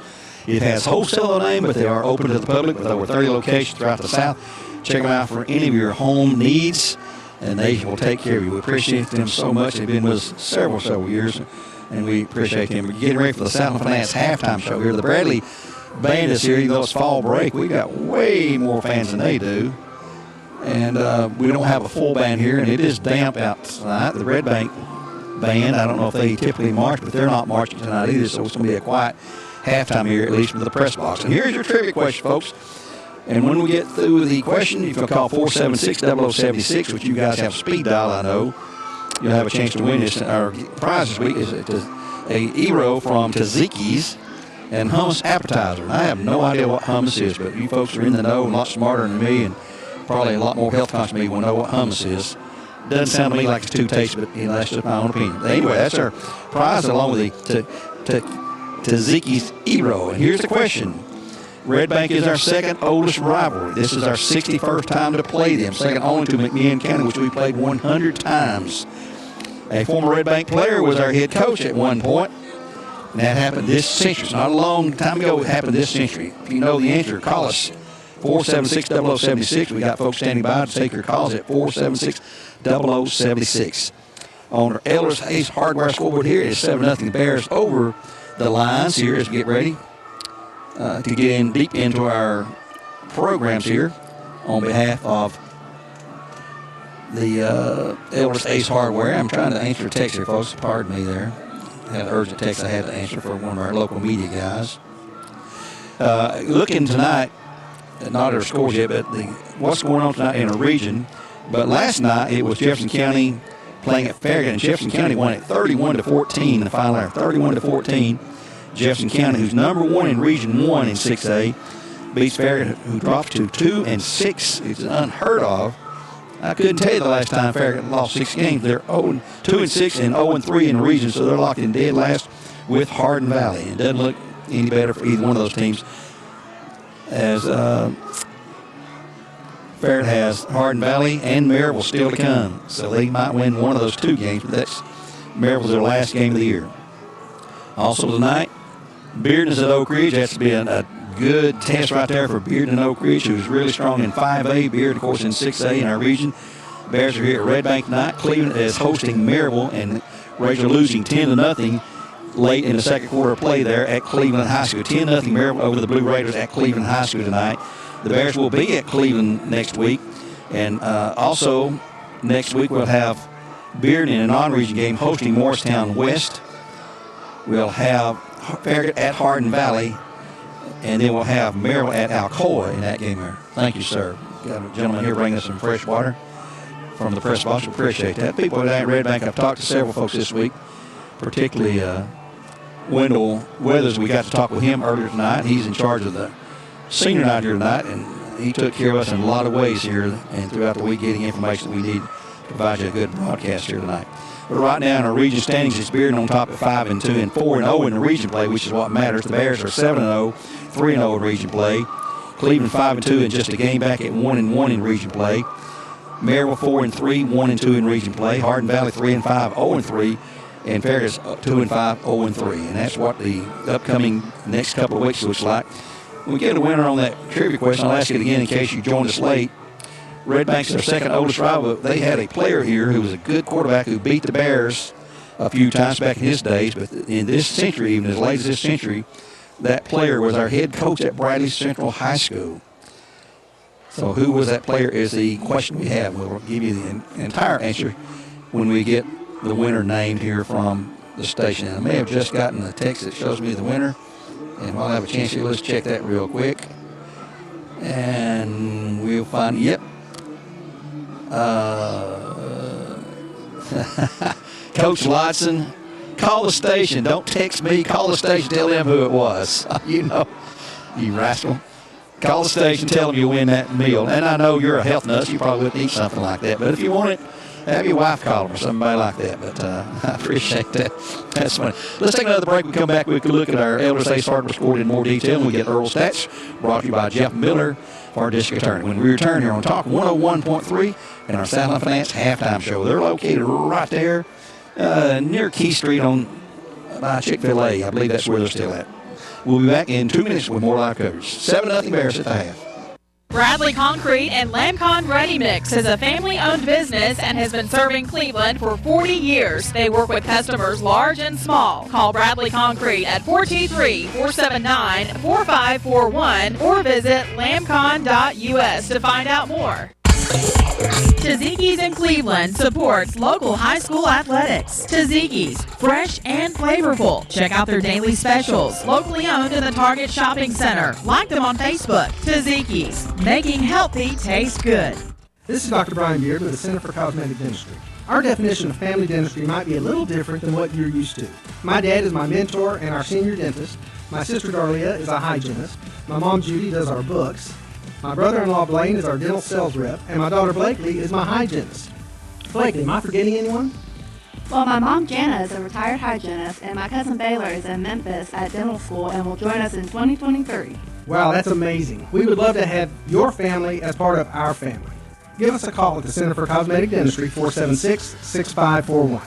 Pediatric Dentistry of Chattanooga, the dental office built for fun. From the moment your child walks in the door, they know they are somewhere special. Their awesome staff will make your kids want to visit their office. From the over-the-top safari theme to their state-of-the-art game room, your kids will have a blast at Pediatric Dentistry of Chattanooga. Dr. Esslinger, Dr. Blair, Dr. Newman, and Dr. Wilson are now accepting new patients. Call today at 476-2160 and they will be happy to get your child scheduled. Pediatric Dentistry of Chattanooga, 423-476-2160. There's no interference when you shop our great new selection at Crown in Chattanooga and Crown in Cleveland. That's right, Abby. Our prices are fully transparent. What you see is what you pay. No bump stickers, no hidden fees. All we put in our cart is gas. Plus, we'll beat any other dealer's advertised price by $500 or give you $5,000. Put the power of two to work for you from Crown in Cleveland and Crown in Chattanooga. The better way to pass, run, buy, and sell. Choo-choo. Hurry to Crown and drive a new Jeep or Ram during Ram Power Days. See dealer for details. Back here at Red Bank High School in the first half, the Bears up 7-0. It was at halftime now. The Southland Finance halftime show. 7-0 the Bears on our Elders Ace Hardware scoreboard. And we have a winner of our trivia question. I should have known. Good friend Doc Hollywood. It's not his real name. We'll keep his real name an alias, so you don't have to, in case the cops are still after him or something. But he knew the answer to the question was who was our former Red Bank player who was actually the head coach of the Bears in the late 1990s, early 2000s. There's none other than Bill Price, who was an outstanding quarterback here. Actually, at the old school, they moved here later after he graduated to this new location here on Morrison Springs Road. And that's Bill Price, the answer. Congratulations, Doc Hollywood. You win the Tzatziki's Ero sandwich and a hummus appetizer. You can pick up a certificate at the station anytime during regular business hours, 9 to 5. Monday through Friday. Enjoy that, bud. Appreciate you listening, calling in for the answer. Let's look at some other scores as Earl keeps adding up stats. In Region 1, Sevier County leads Daniel Boone 14-7. South Green over Eagleton 6-3. Dobbins Bennett leading William Blunt 25-14. That's our big region game in Region 1 there. Maryville leading Cleveland now 21-0.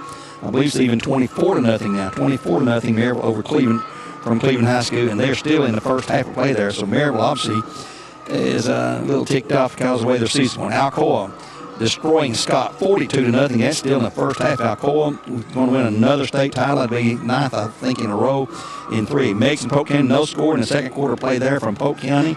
South Pittsburgh up 21-0 over Chattanooga Prep. That's in the first quarter play. McMinn Central and Kingston first quarter 7-7 score there.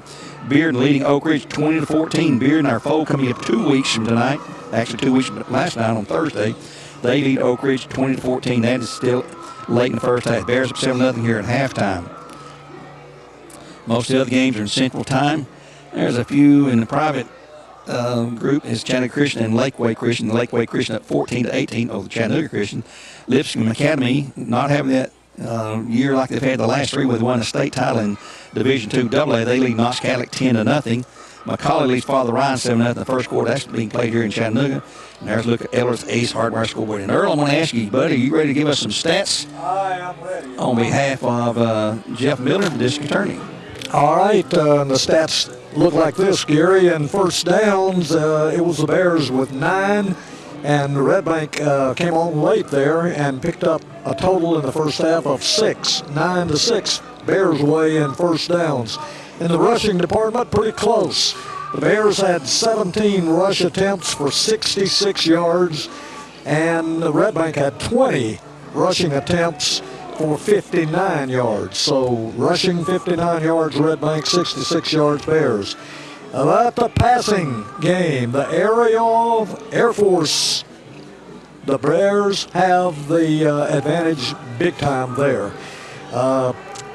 Caleb Martin went to the air 17 times, completed 11 for a total of 117 yards and 1 touchdown. So a good, solid first half for Caleb, picking up right where you left off a week ago. Red Bank only has thrown 2 passes. They've stuck it pretty much on the ground. They completed both of them, but one of the completions was for a -3 yards, the other for a positive 5 yards. So they end up with only 2 yards passing net in the first half on a 2-for-2 performance. 1 fumble, and that was by the Bears, and we lost that one. No fumbles so far by Red Bank. No punts for the Bears at all. They've gone for it a couple of times on 4th and whatever, and did not make it, but hey, they had confidence in their defense, and it's well-deserved.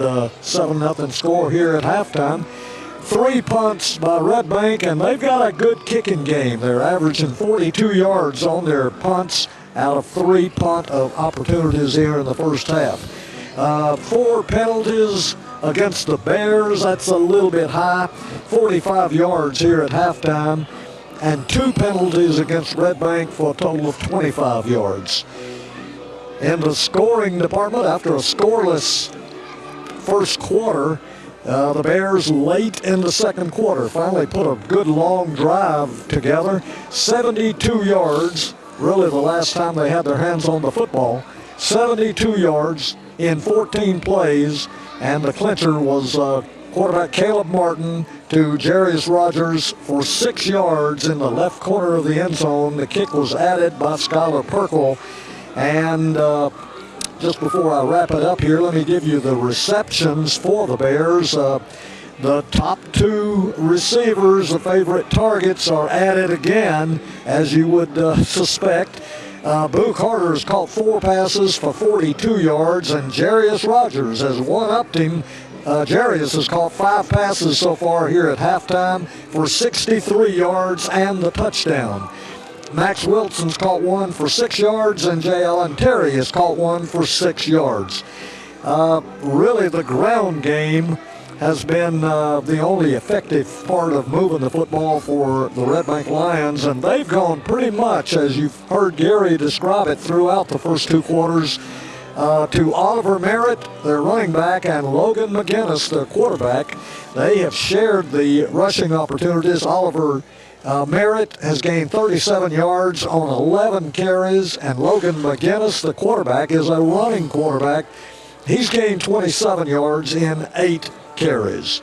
And this is where we are here at halftime with the Bears on top of the Lions, 7-0. Gary? We'd like to thank Al-Lon Planning Partners. Now's the time to create that winning game plan for your financial future. That's Al-Lon Planning Partners. Call them at 423-315-1441. That's 423-315-1441. Also like to remind you about the good friends at Chick-fil-A, which will feel good right now. Conveniently located on Key Street, Paul Parkway, and now in the Cleveland Coffee there on downtown 1st Street. And Dale's Heating and Air. For all your heating and air needs, just call Dale's. Just call Dales.com. Voitech Center for Orthopedic Care. Dr. Gary Voitech, if you need him, no matter if it's a sports injury, work injury, or just an accident at home, Voitech Center has you covered. Voitech.com. And Village Volkswagen, locally owned and a proud sponsor of local sports. Take a test drive in the award-winning, locally made VW Atlas. VillageVW.com. That's Village Volkswagen at VillageVW.com. Thank you for all of our great sponsors, bringing you Bears football every Friday night. We'll take another time out here, a 2-minute break here on the Satellite Finance. Begin to wrap that up. We appreciate Satellite Finance. They've been our halftime sponsor for 2 or 3, 4 years now here on senior night at Red Bank High School. The Lions up 7-0 on our Elder's Ace Hardware scoreboard. I also like to mention the Cleveland score we have, I think it's 24-0. Maryville on top of the Raiders at Raider Field. And they're celebrating their 93 championship team up there tonight, so congratulations to those guys. I'm sure they had a lot of stories and lies to swap when they come back. That's been 30 years. Yeah, almost, 93 would be the first of 3 straight, if memory serves me correctly. I think that was 93, 94, and 95. But yeah, it's been exactly 30 years ago, so those guys would be 47, 48, closing in on that big 50 birthday-wise. Yeah, we have an update on Edwards AC. It is 24-0, according to Joe Cannon, who's on the radio tonight with Terry Evans. And we have that on Mixed TV as well. So if you want to watch it and listen to a different broadcast, that will be Steve and the guys on the Mixed TV, and Terry Evans and Joe Cannon's night on the radio on Mix 104.1. Walker Valley's off tonight. That's why I haven't been giving a Walker Valley score. They'll play next week against Pure Academy, I believe it's called, and then they'll wrap it up in a huge, huge region game for them, are on McMinn County, and that's at McMinn County on a Thursday night, and the same night Bradley plays Bearden. And that will be for the 5A district or region championship. And throughout this entire season, Coach Drew Akins has been pointing to the McMinn County. He kind of thought back in August that they would have to beat McMinn County to win the region, and that's the way it's turned out. If they win it, they will be the region champs. If they lose it, they could go down to third. They will, because they lost East Hamlin last week. Yes, they did. That's a big loss, and I really didn't see that coming last week. It depends on, the difference would be it's a home game if you win it. It's a road game in the playoffs if you don't win it. Yeah, that's true. And it looks like we could have all 3 teams. I think we can definitely say we have all 3 of our high school teams in the playoffs at different positions within the region. Let's take another quick 1-minute timeout. We're back with a kickoff to the Bears, who lead at 7-0 here as we get ready for the third quarter play from Red Bank High School, home of the Lions at Tom Weathers Field. Back in 1 minute. Don Ledford Chevrolet saying yes to low interest rates and bonus cash during their annual October clearance event. Buy a 2023 Chevy Silverado Crew Cab with 5.3 V8 and get 0% APR plus $1,000 bonus cash in your first payment, not due until January 2024. Start the fall ride in a new Chevy Silverado Crew Cab from Don Ledford Chevrolet, North Lee Highway or donledford.com, where they say yes. Chevrolet, find new roads. 0% APRs for 36 months. The payment is $27.78 for $1,000 finance. Special rate and deferred first payment for 90 days for well-qualified customers. Financing with GM Financial. Sale ends October 31st, 2023. Tennessee Valley Urology is the home of the no-scalpel vasectomy. Find out more at tnvalleyurology.net or call 423-472-3201. Hey Cleveland, looking to spice up your morning routine? Try a Chick-fil-A spicy chicken biscuit made with real boneless chicken breast and seasoned with a spicy pepper blend and served on a freshly baked buttermilk biscuit just for you. Stop by and enjoy a spicy biscuit at either of the Cleveland locations of Chick-fil-A. Why in the world would you settle for a 2023 model when Honda Cleveland has fresh 2024 Hondas on the ground and ready for your driveway? Yep. The Chattanooga region's only Honda President's Award winner for 2 years in a row has 2024 Hondas just in time for the new school season. Load up the kids in a super safe and tech-savvy 2024 Honda Odyssey, CR-V, or HR-V. We even have 2024 Civic sedans available. But we also understand sometimes a brand new Honda may not be in the budget. That's where a CPO Honda might fit nicely. Our certified pre-owned Accords, Pilots, Ridgeline pickups, CR-Vs, and HR-Vs are the next best thing to brand new, without the cost. Honda Cleveland's true certified pre-owned Hondas have an outstanding warranty, 3-day exchange policy, 24/7 roadside assistance, 3 months of Sirius XM, and more. Choose a new Honda or a certified pre-owned Honda today. It's your car your way every day at Honda Cleveland. I-75 exit 20, 1 mile east. Hope to see you soon. Voitic Center for Orthopedic Care treats all orthopedic injuries, including neck and back pain. At Voitic Center for Orthopedic Care, insurance isn't a worry because they accept all insurances and can even get same-day appointments or even walk-ins. Digital x-rays are even on site. Voitic Center is also a certified concussion care specialist. Contact Dr. Voitic and his staff at 479-3600 for your appointment today. Wright Brothers Construction congratulates the Walker Valley High School Baseball Mustangs on advancing to the state tournament. At Wright Brothers Construction, they believe in educating our youth, not only in the classroom, but out of the classroom with preparation for life. That's why Wright Brothers Construction is a big believer in Walker Valley High School and is proud to be in the Charleston community. Congratulations from Wright Brothers Construction. Earl and I were just discussing here. The Bears are up 7-0 here. We close out our Southland Finance halftime show, and I want to correct what I think is wrong. They have moved down there to the corner of 25th and Key Street, right in front of Elders Ace Hardware, across from Wendy's. And maybe they got two locations, but they used to be there right above Chick-fil-A on Key Street. So Southland Finance, where you're at, we appreciate you, and people can find you. And they're directly across the street from Wendy's. Yep. In front of Ace Hardware. The old Bank and Trust. Yep. First Tennessee, Horizon, whatever. Down now, the clock runs to 0, and the Bears will have the ball on the kickoff here as they won the toss and deferred to the second half. We're going to send our fleet-footed receivers back. The first time we've got a kickoff to us tonight.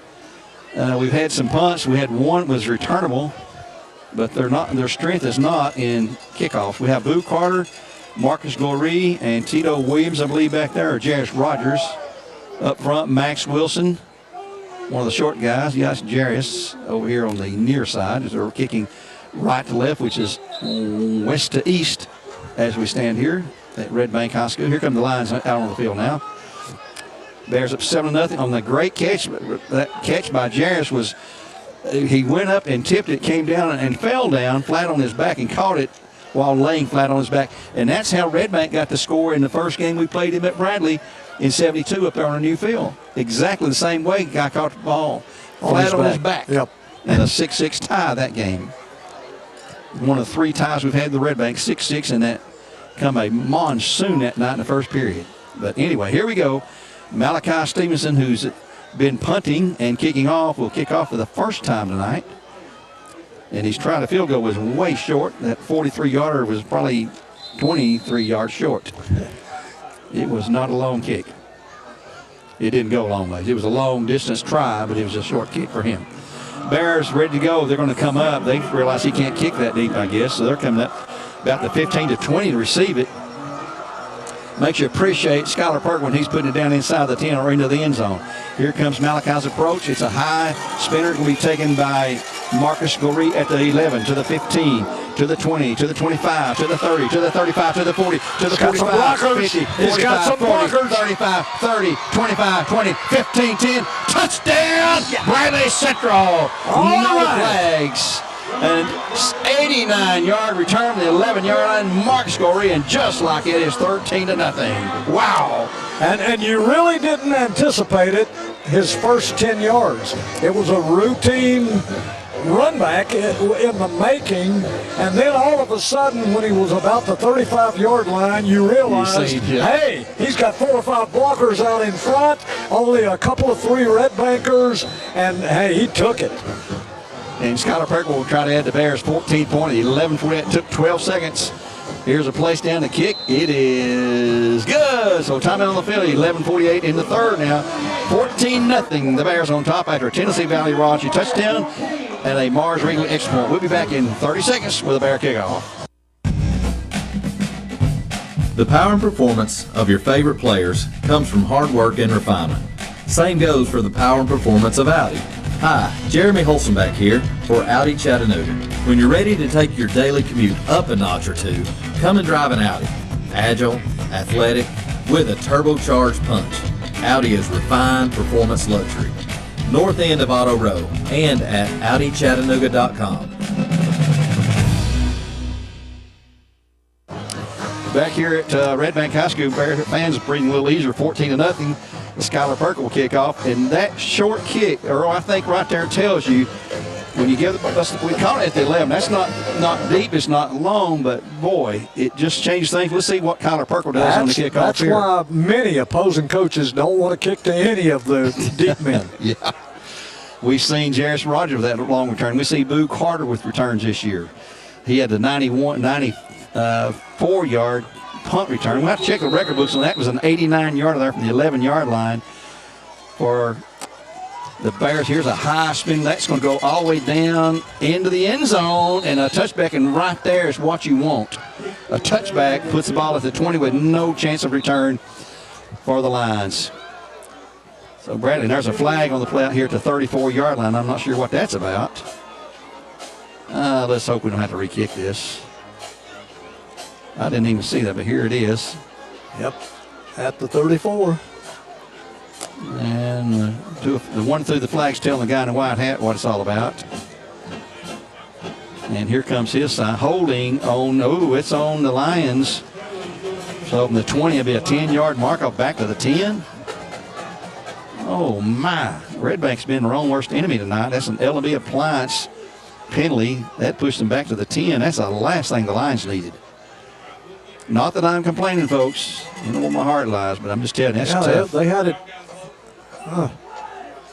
all the way back to the 10. Wow.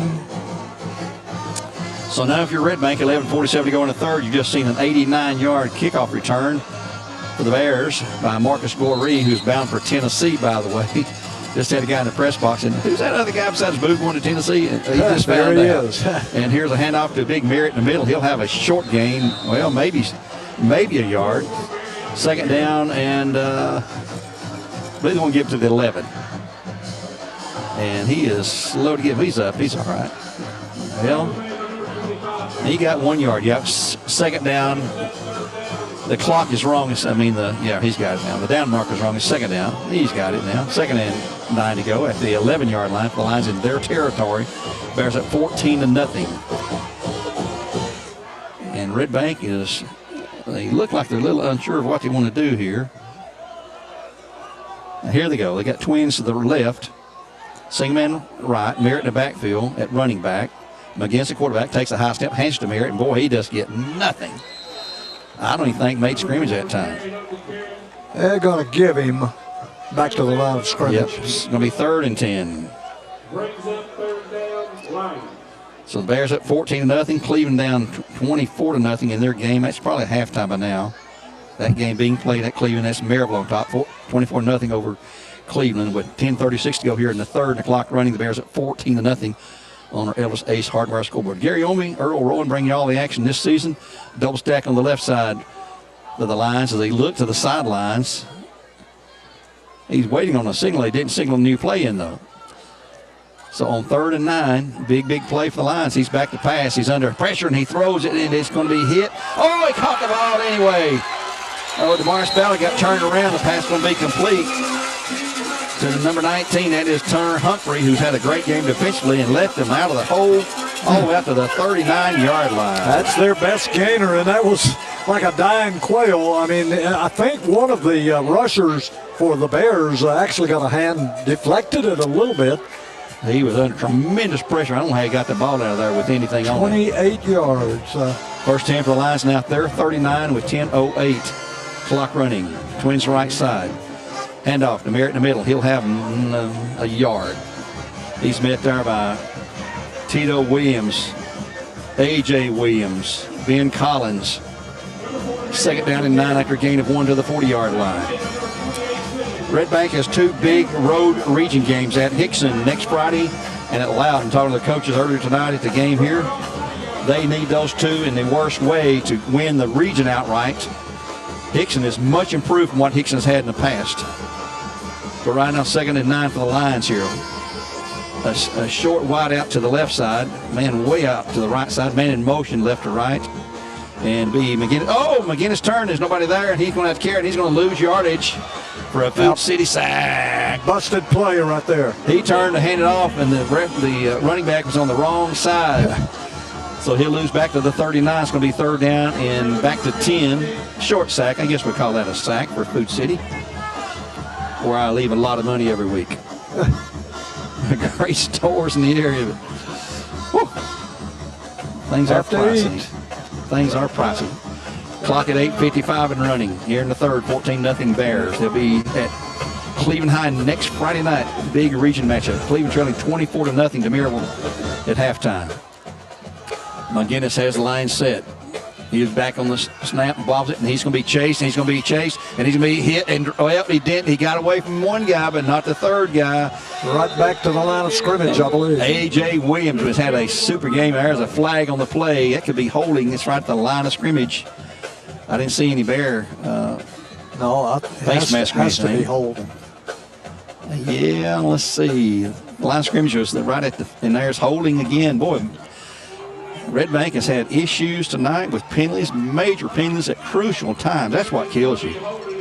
You can absorb some penalties from time to time, but boy, and you keep biting yourselves. Bradley will decline. It's going to be 4th and 10, so they will not mark that one off. Yeah, that's going to bring up a, what is that, 4th and 11? 4th and 10. Right at 10. That's an L&B appliance penalty anyway, so they declined it, but we'll give them a plug. Josh Taylor, who's on our county school board, has a son playing ball at Bradley. We appreciate their continued support. Stevenson back again. It's Boo's back deep to return. We had a roughing the punter on the last attempt. Won't rough him this time. A low line drive. This is returnable by Boo from the 25 to the 30 to the 35 to the 40 to the 45 to midfield to the 45, 40, 35, 30, 25, 20. It's going to be a touchdown. Boo Carter. And just like that, help. I criticize the special teams for having a blocking a punt. And what do we do? Boo Carter doing Boo things.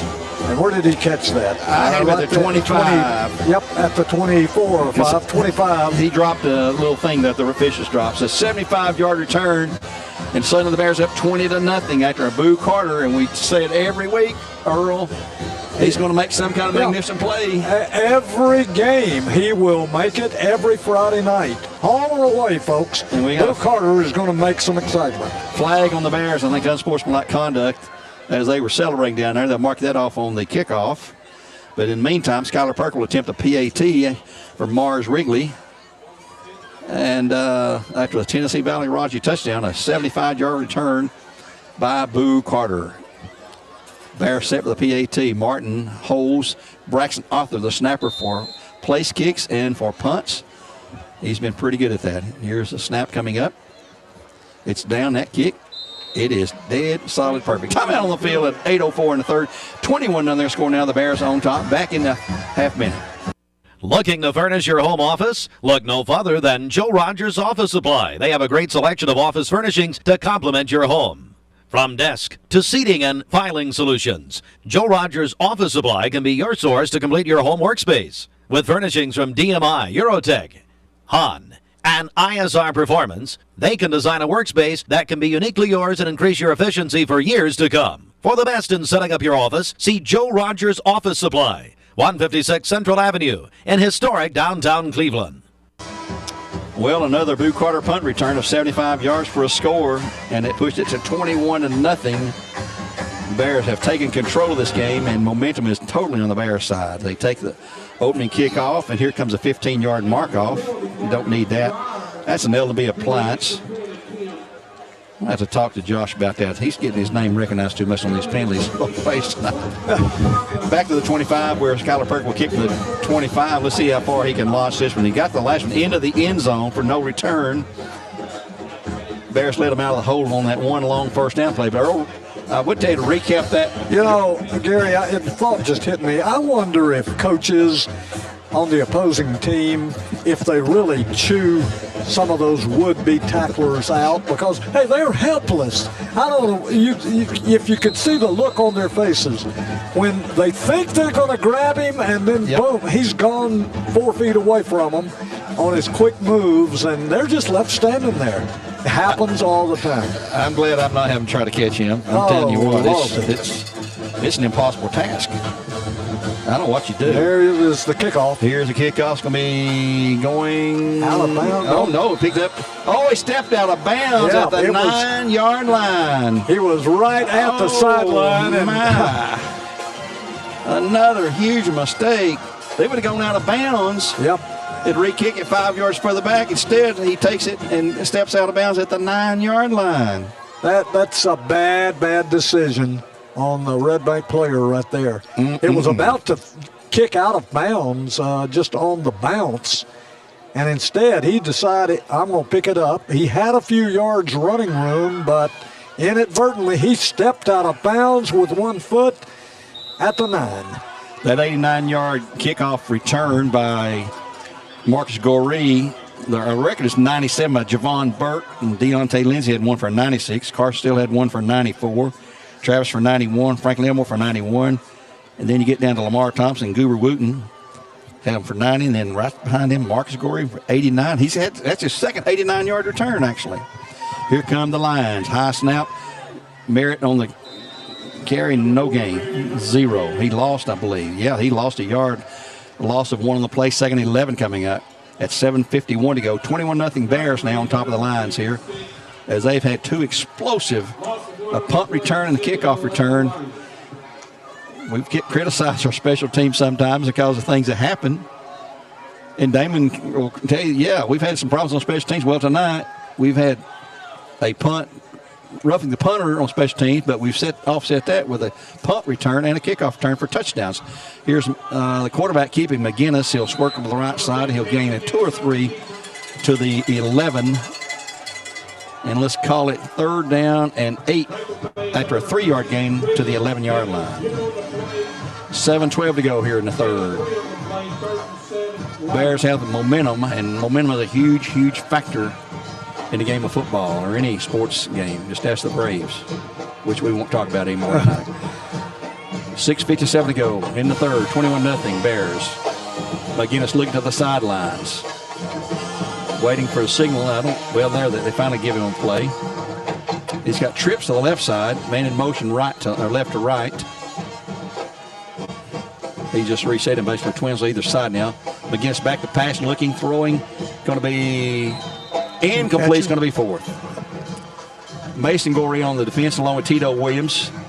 That pass was 10 for number 3, Drayden Collier. So 4th down and still 8 to go. And here's Boo Carter dropping back again. Let's see if they got the nerve to kick it to him. And that's Marcus, I believe. Is that Marcus, 8 or 6? I think that's Boo. They can turn around. Yep, that's Boo. He's at midfield, so we can get good field position, barring a roughing the punter penalty like we've had before. But I can't criticize Tito. He had that punt blocked, we thought for sure. Standing in his own end zone, Malachi Stevenson. He gets a good snap. It is away. It's another low line drive kick. He's going to kick out of bounds, though. They didn't kick to him. They did not kick to him. Would you? No. The Bears will have 1st 10 at the Red Bank 39-yard line in great field position, leaving it 21-0. Let's take a 30-second break here on Talk 101.3 with 6:29 in the 3rd. 21-0 Bears on top. All right, Brooke, so tell me, why did you choose Auto Square? We were just blown away by the customer service. What my husband especially really loved about it is that we did not feel pressured in any way. We kind of fell in love with the car and the people. The person that went over the car with us with all of the features was super patient, very detailed. I will definitely be back to Chattanooga Auto Square. No question about that. Chattanooga Auto Square. Luxury lives here.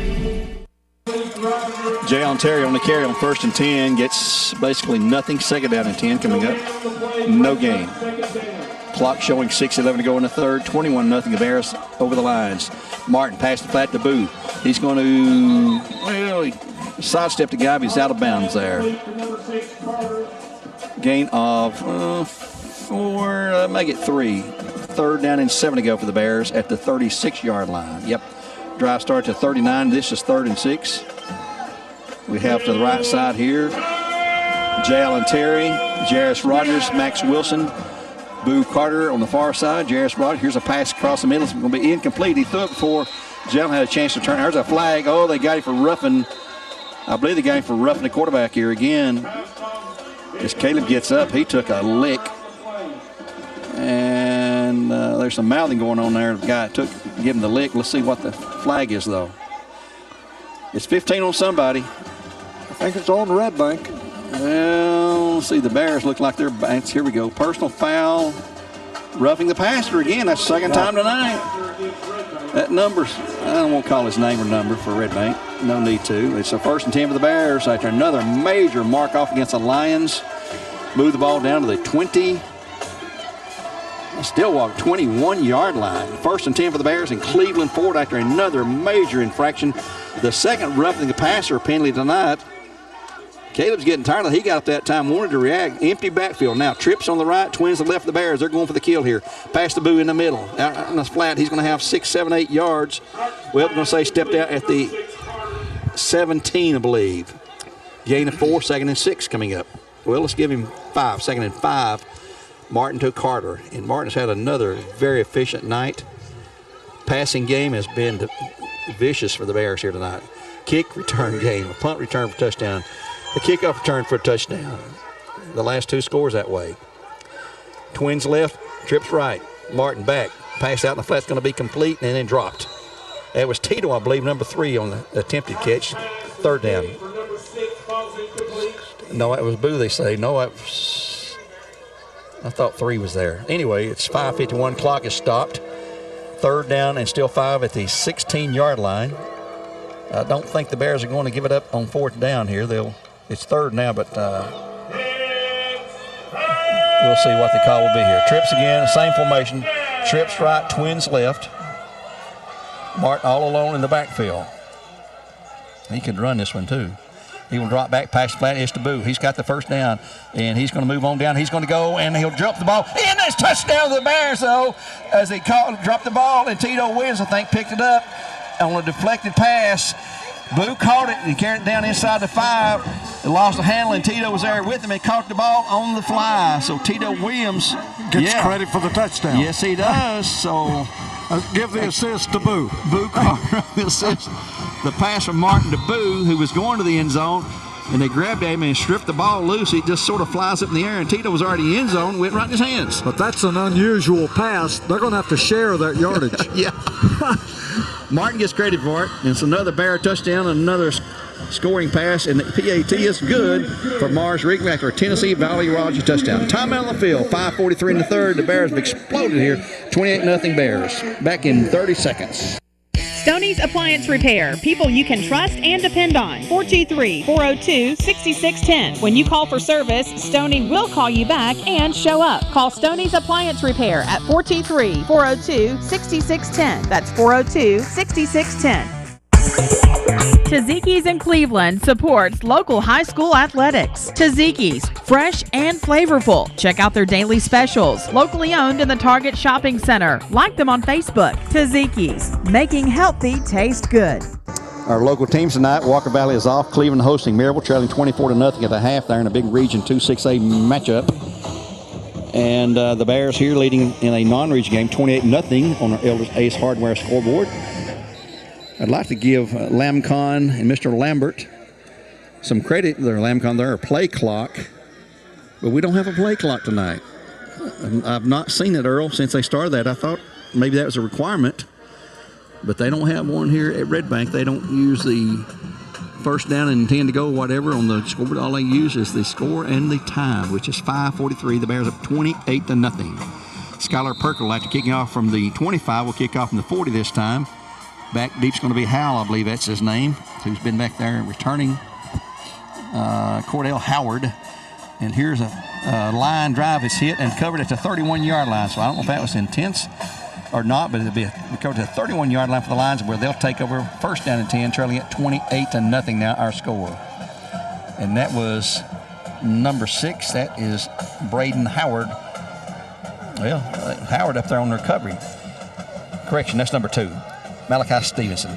So at 5:43 to go in the 3rd now, they'll move him back to the 35-yard line where the Lions will take over. And Earl, that scoring drive for the Bears? 39 yards in 6 plays. And honestly, I can remember keeping stats where you have a pass completed to one guy, and then he fumbles the ball in the air, and another teammate, Tito, picks it out of the air and takes it in for the score. So they literally shared 16 yards, 10 and 6. Yep. But Tito gets credit for the touchdown. Yep, and I say he gets credit for all the yards, probably. I don't know how that works. Here come the Lions with Twins to the left side. McGinnis pass over and across. Oh, it's going to be almost intercepted by Tito Williams on a diving attempt. He nearly had his pick, his 2nd pick. And I notice on the sidelines we got a guy warming up for Red Bank, number 17, a freshman, Mario Willis, is warming up. I don't know if that means he may come in or not. 2nd and 10, though, for the Lions at their 35.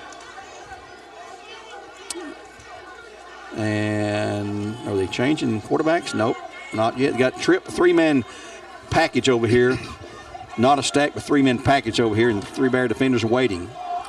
On 2nd down and 10, McGillis. And he'll hand off to Merritt. He'll have 3, 4, maybe 5 yards to the 35. Be 3rd and 5 at that point. The Lions clock running at 5:25 in the third. 28-0 Bears on top. Explosive first 5 minutes of the third period for the Bears. And boy, they can do that to you.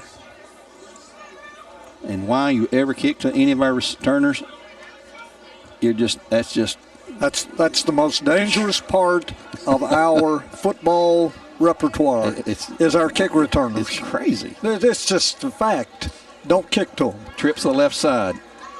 Red Bank on 3rd and 5. Big play for them to get something. Well, McGillis throws across the middle. It's going to be complete for the first down.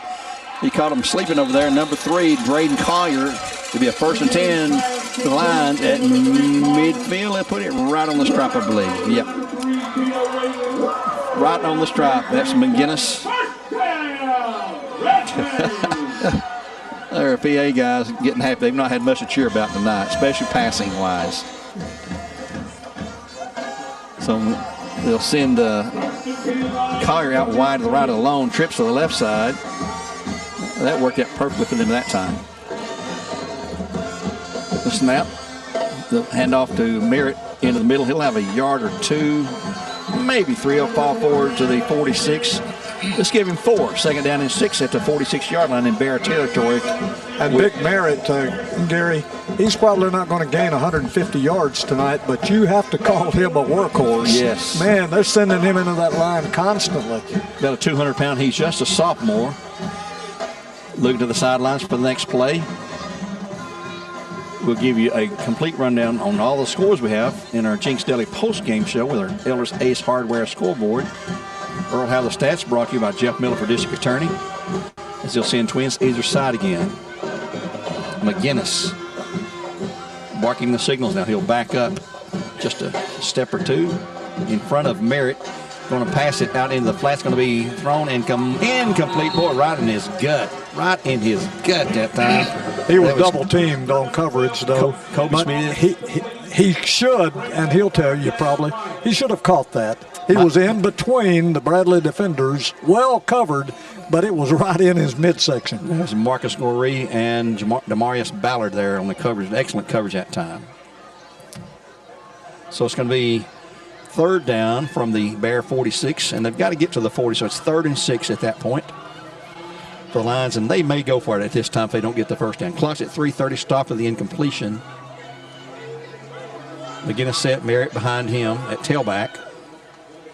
The snap, he'll hand it, he'll keep it himself and roll out. He's not going to get the first.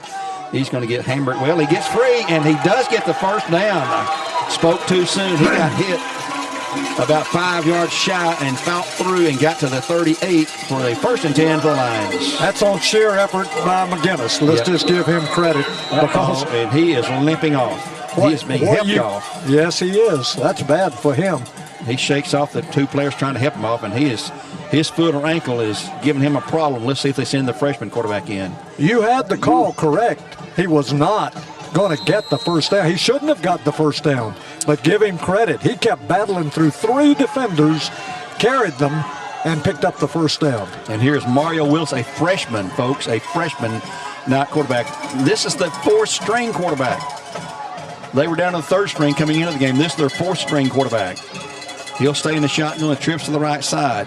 He was warming up just a little earlier. He's back looking to pass. He's under pressure. He's going to be hit and sacked. And that's going to be the freshman Zane McIntosh on the sack for Food City. Back to the 45, so he'll lose 7 yards. 7 yards on the play. 2nd and 17 coming up, and we've got an injured line way back down the field here. He's not getting up either. He's grabbing his right shin bone area. And he is not going to be walking off the field, I don't believe. Let's take a quick timeout here as they attend to him. We'll take a break here on Talk 101.3 with 2:42 in the third. 28-0 our score. Back in 1 minute. When you need a new roof, it's all about trust. Your home is too big of an investment and you can't afford to make a mistake. Cleveland Plywood has the products and expertise you're looking for. Contractors have trusted them for over 50 years. Cleveland Plywood carries only proven products from reputable suppliers like IKO. IKO Cambridge is one of the heaviest weight asphalt shingles you can buy. Ask the experts at Cleveland Plywood to show you why that's important. Plus, IKO's limited warranties are among the industry's best. Protect the investment you made in your home. Go with the pros at Cleveland Plywood. Visit them at 2700 20th Street Northeast in Cleveland. Come see the great savings this October at Mountain View Nissan of Cleveland. Save thousands on brand new 2024 Nissans and all of their quality pre-owned vehicles. They have over 500 units to choose from right now. Plus, Mountain View Nissan is offering 0% APR financing on select new Muranos, Rogues, and Titans. Wanting to trade in your own car? Mountain View Nissan has given up to $5,000 over book value when you trade, and they will buy your car even if you don't buy theirs. Shop in person on exit 20 off I-75 or online at cleveland-nissan.com. Payments per month for 75 months does not include tax, title, and dock fee. Must finance through the dealer. Subject to credit approval. Pick from new deal shop. The injured player for the Red Banks is Graydon Collier, who's been a go-to man on receiving, kicks, and so forth. He gets up. I think he had a cramp. They were stretching his leg out there, and he actually runs off the field now.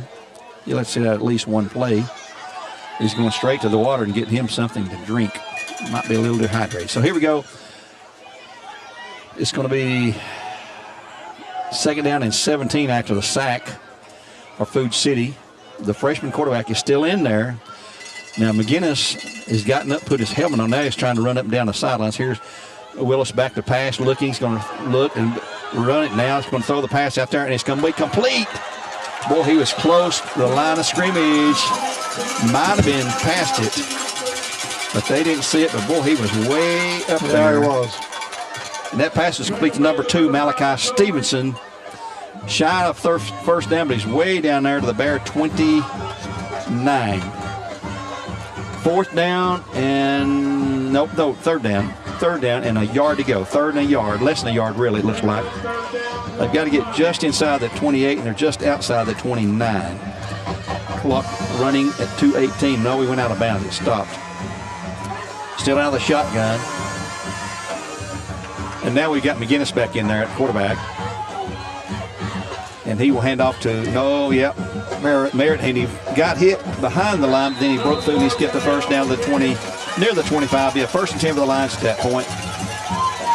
Looks like in the middle, Zane McIntosh and Ben Collins. 1st and 10 for the Lions, right at the 25-yard line. Ball sitting amid the stride. Bears up 28-0. 28-0 Bears, who picked up 3 touchdowns. Boy, it's been a long 3rd quarter now. A quick first half, but a long 3rd quarter now. 28-0 Bears with 3 scores here, 2 on returns of a punt and a touchdown by who else? Boo Carter and Marcus Goree. Both guys bound for Tennessee. McGinnis set, back to pass, looking, pressure. Pass going to be almost, and a pick 6 coming right there for Boo Carter. No, that's Marcus Goree, number 8, not 6. And boy, that was pick 6 all over it. Yep, he almost had it. I mean, he stepped right in front of the receiver and broke up the pass, but man, he had it right in his grip. Intended for Graydon Collier, number 3, who'd come out earlier. He's okay, shook off the cramp. He's back in there. 2nd and 10 coming up. Still at the 25. Clock at 1:37 again with a stop clock on the incompletion. Trips the left side. McGinnis will drop back pass. Boy, under tremendous pressure. Pass is going to be incomplete. It's going to be 3rd down. And boy, Tito put a lick on McGinnis. He barely got that pass, and Tito was upset because he did get the pass off just a split second before he got creamed. Tito's going to make a fine player for Northwestern. Yes, he is. And a great student athlete. 3rd and 10. Minute 33 to go. Bears score again without Bank scoring. We'll have a mercy rule again. It's 28-0 right now. The mercy rule starts at 30 points spread in the 2nd half. McGinnis with trips again to the left side. Back looking, being chased. Going to be hit. Oh, he's going to be throwing the ball and just throws it away. Is it intercepted? It is intercepted by Marcus, I think. No, number 6, isn't it? Is that Boo? Demarius Ballard, 0. 0, yes. Demarius Ballard on a scrambling, falling to the ground, not a touchdown, but an interception for the Bears. And they'll take over 1st down and 10, and that was an ill-advised pass that time of McGinnis. He was under tremendous pressure, and he tried to get rid of it, and he thought he had a man open. Instead, it was a Bear that caught it, and the Bears take over. Is that our first takeaway of the night? I guess it is. Yep. we've lost one fumble, and we've recovered a fumble now. So the Bears lead 28-0. Mark hands it off to the man in the middle. That's going to be Jalen Terry. He's going to have 1, 2, 3, 4, 5, 6, maybe 7 yards. Out across the 25 to the 27. 2nd and 3 coming up after a 7-yard gain. Tackle that time by Logan McGinnis. And I bet you he's the brother. Oh, no, he is the quarterback. Sorry, brother the quarterback. That is the quarterback. Playing both ways. Bears have twins right, single man left. Again in the middle is going to be Jalen Terry. He's going to have the first down out across the 30 to the 32. Be a 1st and 10 for the Bears, and Cleveland forward again. And we're at 48.6 to go. They'll stop the clock to move the chains. Who made that catch? Terry? Yeah. Oh, it's a run. It wasn't a catch. Jay Allen? Yeah. On a run. Yeah. Bears set. Martin, handoff again. Jalen in the middle. He's going to be hit. There's a flag out there. Going to be holding on the Bears, I'm sure, but he'll have them near a first down. But the penalty is going to probably bring this all back. And they're talking it over. And let's see then. Yep, holding on the Bears. That's an L&B appliance, and I know they'll take this and soft at the 8-yard gain. 9-yard gain, actually. So from the line of scrimmage, the penalty flag's thrown to 32, which is the line of scrimmage. Back him up 10. Repeat, 1st and 20 coming up with 21.5 now in the 3rd period of play. 28-0 the Bears. Haven't given the score in a while. Bears at 28-0 here at Red Bank. In a scoreless first quarter, the Bears had a 7-0 lead at halftime on a miraculous catch by Jairus Rogers. And we've said that a few times this year. Then had a punt return, a kickoff return, and then a 6-play drive that gave us a 28-0 lead. Clock's running at 14 seconds to go. They may let the clock run out here. It's at 10. Martin back in position. Play clock's at 5. Or the game clock is. Martin back on the snap. Pass down the field is going to be Jairus Rogers on another great catch. Oh, my goodness. It's midfield, ball overthrown, but he somehow leaped out there and caught at the 45-yard line. And you know what? Those are fingertip catches. I mean, he extends his body and makes a miraculous catch. And, hey, what can you say? That was another outstanding catch by Jairus. And he just extended out. The ball was overthrown, and he just somehow willed his way to make the catch. Let's take a 1-minute timeout here after 3. 28-0 Bears on top. 28-0 after 3. We're returning 1 minute to the start of the 4th period on Talk 101.3. Since 1993, Check Into Cash has offered cash solutions to our customers. The application process is simple, and the lending decisions are quick. If you've been approved, you can leave our store with cash in hand. Our loan options are built to handle life's small emergencies. We offer reliable payday loans and line of credit options. Visit our website at checkintocash.com to learn more about your options, and when you're ready, drop by our conveniently located stores in the Chattanooga area, including Cleveland and Athens, to apply. We also offer various in-store financial services like check cashing, money orders, wire transfers, and even gift card buyback. Take the first step toward a bright financial future. We're here to help and aim to be your one-stop money shop. Not all consumers will qualify. Eligibility, rates, terms, and conditions apply. Rates, restrictions, and fees apply to store services. Please call or visit your local store for details. Start of the period, fourth period. Marcus back being chased, running for his life. He just throw it away. It's going to be 2nd and 10 as he goes tumbling. He had 2 or 3 guys after him. He dished the ball, which is what you need to do. 2nd and 10 coming up for the Bears at the Red Bank line, 46-yard line. The Bears up 28-0. Be on the road to Cleveland next week, and then we'll close out the regular season at home on a Thursday with Bearden. 2nd and 10, the Bears lead it 28-0 here. Big 3rd quarter. We've seen some spectacular plays in that 3rd quarter. 2 kick returns. Miraculous catch right there by Jairus Rogers. An interception by Demarius Ballard. And we got to pick a play of the game for offense, defense, and player of the game. Here's a pass out in flat. Drop. Oh, took his eye off that one. Tried to run before he caught it that time. That was, is that Tito? Yep, Tito out there from Martin. That quick hitting, stand up and throw it to the flats. You just cannot defend that. That's his first incompletion of this half. He's 5 out of 6. Wow. Second half. It's going to be hard to pick a player of the game, I'm telling you that. I'm glad Earl gets to do that. Clock stopped at 11:50 go. Martin back again looking, throwing way down the middle. It's going to be intercepted. As receiver, Jarris didn't turn around that time. It's going to be picked off, returned to the 30, 35, 40, 45, and down at the 48. It'll be number 6, Braden Howard. He caught it about the 26, so he's got it back to almost midfield, 20-plus yards on the return. 11:38 to go in the fourth. Out to the 48. Second Bear turnover the game on a fumble earlier on. And who caught that? Howard. Yeah. Number 6, Braden Howard. So let's see if the Lions will stay with their quarterback who's been out there most of the night. Nope, they're going to go back to the freshman. Mario Willis comes back into the game at quarterback.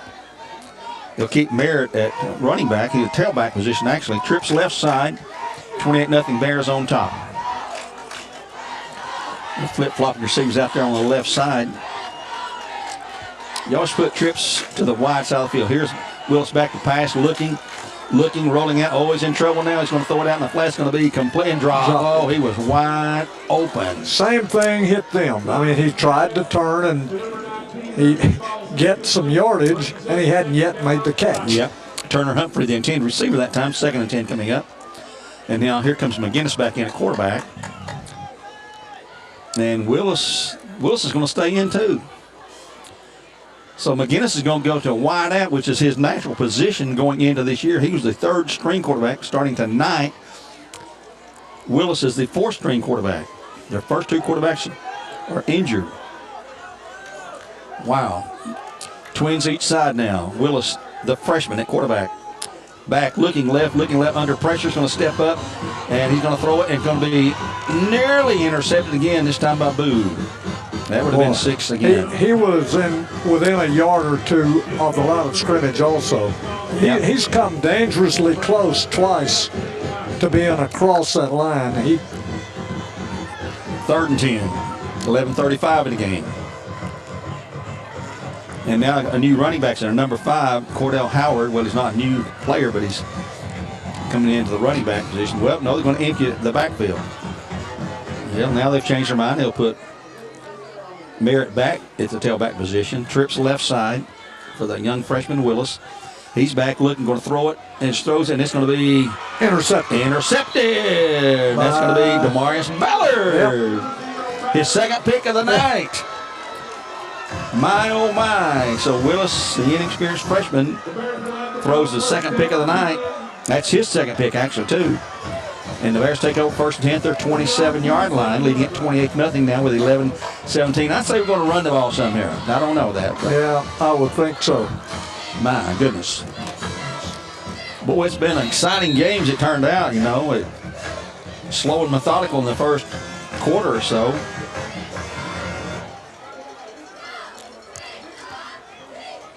And with 11:17 to go, the Bears will line up without a quarterback. Jay Allen Terry. Here comes Tyler Cook in, our backup quarterback. Young sophomore Tyler Cook. Jay Allen Terry will stay in the backfield with him. So we'll first look at Tyler tonight. He's played this year. He'll take his snap, hand it to Jay Allen. Jay Allen will try to cut left. He will get about 3 or 4 yards just across the 30. Let's give him 3. 2nd and 7 coming up. Humphrey again. Boy, we call Humphreys. He can't name a lot tonight on defense for the Lions. 11 minutes to go, and clock is rolling under 11 now. We have Boo out here to the left side. Jarris Rogers and Max Wilson to the far side. Jalen Terry stays in the running back position. Jackson Wilson has not played tonight. Didn't even dress out. Jalen Terry this time will work around the right side. He'll move it forward, and they just keep pushing that stack. He's out across the 35 to the 36. A good gain of about 5. Yep. 3rd down and 2. A short 2 at that. About 1.5 yards actually. At the Bear 36. And they're signaling each of the plays now to Tyler. He's a good-looking young sophomore. He'll have a lot to follow with Caleb Martin, quarterback for the Bears this year. He's still running out of the shotgun. He will hand it again to Jay Allen Terry, who will have the first down for the Bears up near the 40-yard line for the Bears in Cleveland Ford. So Jay Allen Terry, early in the week, was very doubtful about even playing tonight. And he's gone all the way to running back position, except for Simon Mullis in there a few carries. So at the 39-yard line, first and 10 for the Bears. Here's the Bradley Band in the background sounding off. And a really, really good crowd here tonight from Bradley Central. I mean, way better than Redback's crowd.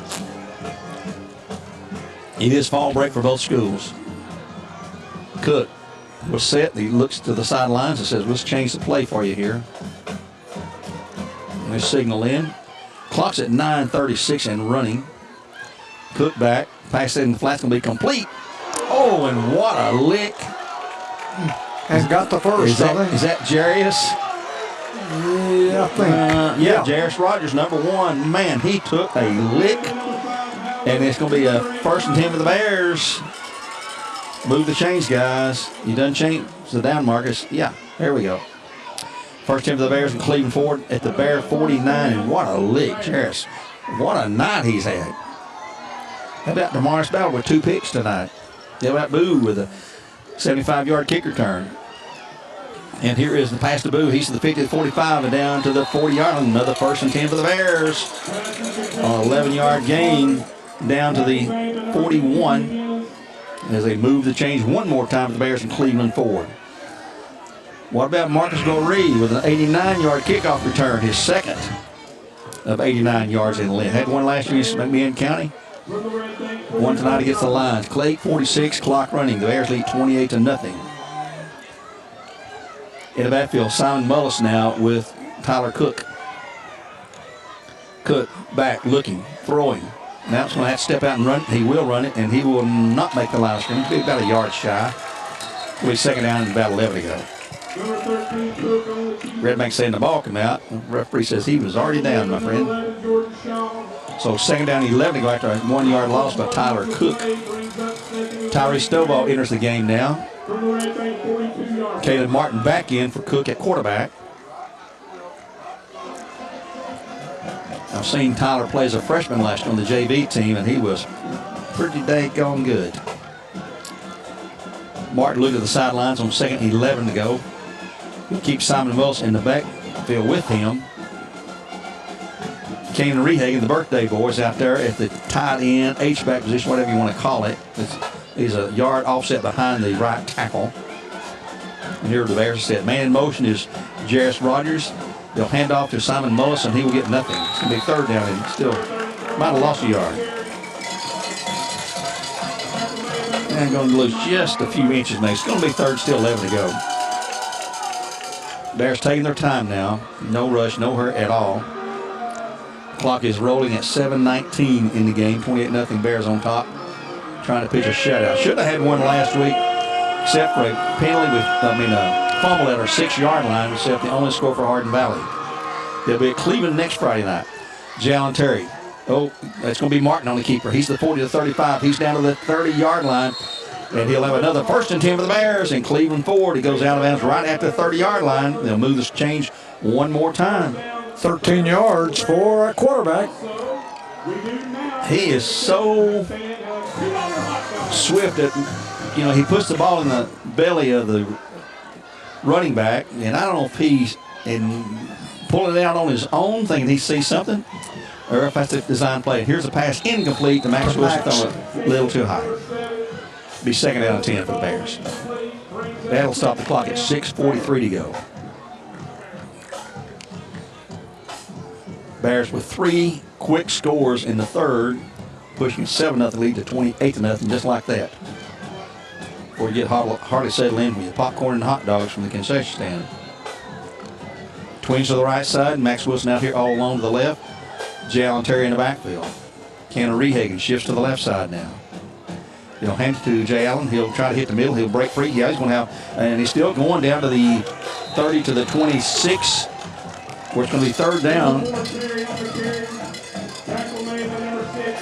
And about 6 to go. Gain of 4, second and 6, nearly gain of 5, let's call it. Ball at the 26. Rehagen goes out. Tito Williams comes in for the Bears. And he will line up as one of the receivers to the right side, trips the right side. Max Wilson stays on the left here. Jalen Terry with Martin in the backfield. Martin back looking. Little unscreened pass going to be complete to Jalen Terry. He's 25 to the 20, and he's to the 15, and he's going to be pushed out of bounds right at the 15 for another 1st and 10 for the Bears and Cleveland Ford. Number 4, Terry, taking out bounds, number 8, Riser. Riser on the tackle that time for the Lions. Malik Riser, a senior. First down, 10 to go, Bears. And the Bears on the drive here. Jalen Terry. No, Caleb Mark keeps to the 10, to the 5, and he's in for a score for the Bears and a touchdown. From 15 out. Jalen Terry, let's see, he's had 1 passing touchdown, 1 running touchdown. Oh, that Caleb? Yeah, Caleb kept it all the way. That's a Tennessee Valley Rocky touchdown for the Bears, and we'll have the extra point by Skylar Parker coming up for the Mars Wrigley. Bears try to push that lead. We'll be in a running clock after the Bear kickoff.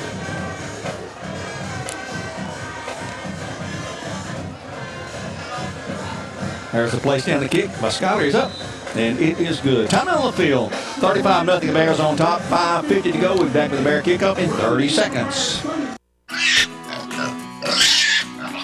It's Buddy's Barbecue for lunch or dinner tonight. Family packs and convenient drive-through. Buddy'sBarbecueCleveland.com.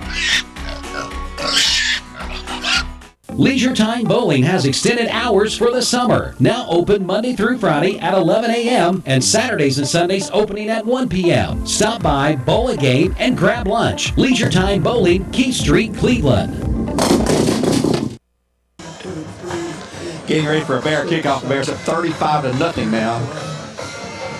And they'll have a running clock, 5:50 to go. Once the ball is put into play, if they don't touch on the kickoff, they'll wait till the first snap.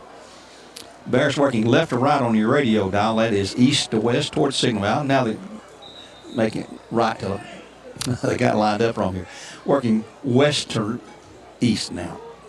Skylar Parker was perfect, 5 for 5. Earl, recap the drive for us there, bud. 73 yards, 11 plays, just what the Bears needed. And the big one, Caleb Martin called his own number and kept it from 15 yards for the touchdown. 73-yard drive, 11 plays. Wow. And an update from Cleveland High School, 34-7. Maryville now leading Cleveland at the start of the 4th period of play there at Cleveland High School. Like the Raiders will drop their 2nd region game. Maryville will probably take 3rd, or at least move up after tonight being in line for 3rd place in the region. And then we'll have Bearden and Bradley, looks like, fighting it out. I hate to say it's going to happen, but Bradley will be at Cleveland next Friday in a huge game. Not as big as it was if Cleveland had won tonight. Here's a long kick by Skyler. It's going to go down into the end zone for a touchback on the roll. So they'll take over first down and 10 to the 20-yard line. And Earl, we've seen a lot of good things defensively. We've had 2 picks tonight. We've had a punt return for a touchdown. We've had a kickoff return for a touchdown. Caleb Martin just keeps on doing what he does in a big, big way. He has developed into a really good high school leader on the football field. That's what quarterbacks are supposed to do, and he can throw it. He can beat you with his running. He's a good kicker, and I see why Coach Floyd has supreme confidence and lets him have some free reign to make his own decisions out there because he is a good field general. 1st and 10 for the Lions. They have Willis back in quarterback, the freshman. He's got twin receivers either side. He's going to look left, look left, look left. He's going to step up, and he's going to throw the ball. It's going to be complete down the field. Bears were going for Willis, and they let Collier slide in there, and he caught the pass all the way down to midfield. And a flag. Oh, we got a flag way back down here, though. The 22. One of the dangers of a running quarterback is when he's scrambling sometimes. It's he might have been past the line of scrimmage. Right past, yep. He was up past the 25. I just noticed line of scrimmage was the 22, and he was up close to the 30. That's a loss of down play there, too. Yep, that wipes out a nice gain right there. Again, first down, everything. Huge penalty against the Lions. That's for L&B Appliance. Another penalty for L&B. Makes it 2nd and 15 after the loss of down, and boy, that kills him. Clock is running at 4 minutes to go now. Been a great night for the Bears again. Back goes Willis to pass, throws it across the middle. It's going to be complete. I don't think he's got the first, though. Boy, he is close. Did he catch it? Oh, and he's down, whoever it was that caught it. I don't know if they caught it. Yeah, he did catch it. That's going to be number 3 again. That's Collier. He's been off. Got shaken up several times tonight. No, they're taking the ball back, Gary. He must have lost. No? Yeah, they're taking it back to the line of scrimmage. Yeah, he did not catch that. Yeah, he dropped it. There was no indication at the time the catch was made, and he was injured. They stopped the clock for the injury at 3:33. Now it's running. 35-0. The Bears on top of the lines here at Red Bank. We'll have our pregame at 5:30 next week with a 7 o'clock kickoff. As Willis getting some learning under fire, to say, on-the-job training. And the Bears have a lot of subs in there for the Bears. Here's the rush. He's going to roll and run for his life. He is going to be hit, boy, and hit hard. He gets a pass off. Going to be shy of the first down. It's going to be 4th down. That was McGinnis, the former quarterback. Yeah. And his natural position starting the year was wide receiver. Due to injuries, they're going to punt the ball away again. He was a 3rd-string quarterback who started tonight's game, and the 4th-string quarterback's been in there and thrown a couple of picks. As Malachi Stevenson goes back to punt, back for the Bears to return, and we'll have to see who this is. This is not Boo Carter. And I'm not sure, Earl. I can't see the number. He's turned sideways to us. It looks like maybe Max Wilson. That may be 7 on his shoulder pad there, if I can see that. Let me put the glasses on him here. Yeah, that's Max. 7, yep. Yeah, that's Max Wilson. One of our senior wide receivers who's had another good year this year for the Bears. Malachi set for another punt. He's punted a lot tonight. Here's his kick away. This is a short. Going to hit and roll, and he picked. Oh, Max tried to pick it up, and he lost a handle on it. Redback saying they have it. Looks like the Bears have it, though. And that ball, just like a shortstop, Bradley ball. The ball bounced. He decided to field it, and it took a hop right into his chest, and he lost the handle on it. Cannon Rehagen on the recovery for the Bears. So the birthday boy comes through for us. Yeah, when it's like that on a short hop, you better get out of the way. Yep, it took a vicious bounce. Minute 31, the clock continues to run. It's an endless clock running here. 38-yard lines where the Bears are going to start. So Tyler Cook returns at quarterback and a bunch of youngsters out there. Running back, well, they're just going to go in victory formation and take a knee, I believe, here. He's going to go under center, I believe. Yep, I'm going to put Tyrese Stovall way back here. That's not Tyrese, that's number 18. That is Ollie Scott. And getting in there late for the game is number 11, Tay Sheehy. And he will go under center and take a knee. Clock's at under a minute, 53 seconds to go. They'll quickly down the ball. And with 47 to go, they have to run one more play, and this game will be history. Bears are pitching a shutout here tonight. 35-0 our score as the clock rolls down to 35 seconds to go here. Tay Sheehy into the game, back here, way back here. And here's another knee take at 25 to go, and that'll be the final play of the game as the teams leave the field and prepare to go shake hands. Here come the team and the coaches. They line up in midfield, and the Bears will take it 35-0 as the clock ticks down the final 10 seconds. And Red Bank just didn't have the Hossers tonight to play with the Bears. We sort of felt that way coming down. You don't want to say that. And certainly the coaches would never say that. I didn't hear anything like that out of them this week. And we've talked several times, but the Bears win it 35-0. The final score here from Tom Weathersfield in Red Bank High School. In a non-region game, the Bears proved to 8-0 now with 2 games remaining. They'll be at Cleveland next Friday, and then they'll host Bearden the following week on Thursday. So let's take a 2-minute timeout here as we get ready for our Jinx Deli post-game show and look at the stats brought to you by Jeff Miller for our district attorney. We'll take a 2-minute timeout here on Talk 101.3. The final again, the Bears 35-0 over the lines of Red Bank. Back in 2.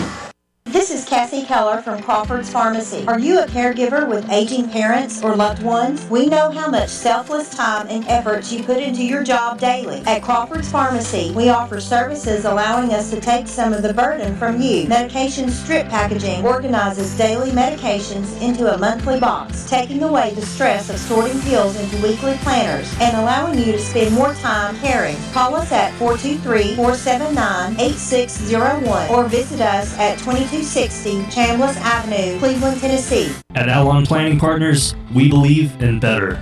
A better way to invest, a better way to serve you, and a better result. Our process begins with us listening. Take advantage of our complimentary retirement strategy session by calling Jay and Brittany Hagee of Alon Planning Partners and hosts of the Alon Exchange Radio Show at 800-971-4549, 800-971-4549. Investment advisory services offered through Foundations Investment Advisors, LLC, an SEC-registered investment advisor. Farmers Union Mutual Fire Insurance Company of Bradley County has been protecting homes, mobile homes, farms, investment property, and more in Bradley and surrounding counties since 1914. If you want a local company with local leaderships making local decisions, call or text Lyle Schwartzel today to review your policies. Call him at 423-476-8761 or check out all they offer at insuremyhometn.com. Farmers Union Mutual Fire wishes all of our teams good luck this season. Pediatric Dentistry of Chattanooga, the dental office built for fun. From the moment your child walks in the door, they know they are somewhere special. Their awesome staff will make your kids want to visit their office. From the over-the-top safari theme to their state-of-the-art game room, your kids will have a blast at Pediatric Dentistry of Chattanooga. Dr. Esslinger, Dr. Blair, Dr. Newman, and Dr. Wilson are now accepting new patients. Call today at 476-2160 and they will be happy to get your child scheduled. Pediatric Dentistry of Chattanooga, 423-476-2160. You've been hurt. Maybe in a car wreck, a truck accident, or a motorcycle crash. Maybe you were in a job-related accident, the victim of nursing home neglect, or injured by a defective product. It doesn't matter how it happened. What matters is that you were hurt and somebody needs to pay. When it matters, call the personal injury team at Logan Thompson and get the money you deserve. 423-476-2251. LoganThompsonLaw.com. The power and performance of your favorite players comes from hard work and refinement. Same goes for the power and performance of Audi. Hi, Jeremy Holzenbeck here for Audi Chattanooga. When you're ready to take your daily commute up a notch or two, come and drive an Audi. Agile, athletic, with a turbocharged punch. Audi is refined performance luxury. North end of Auto Row and at AudiChattanooga.com.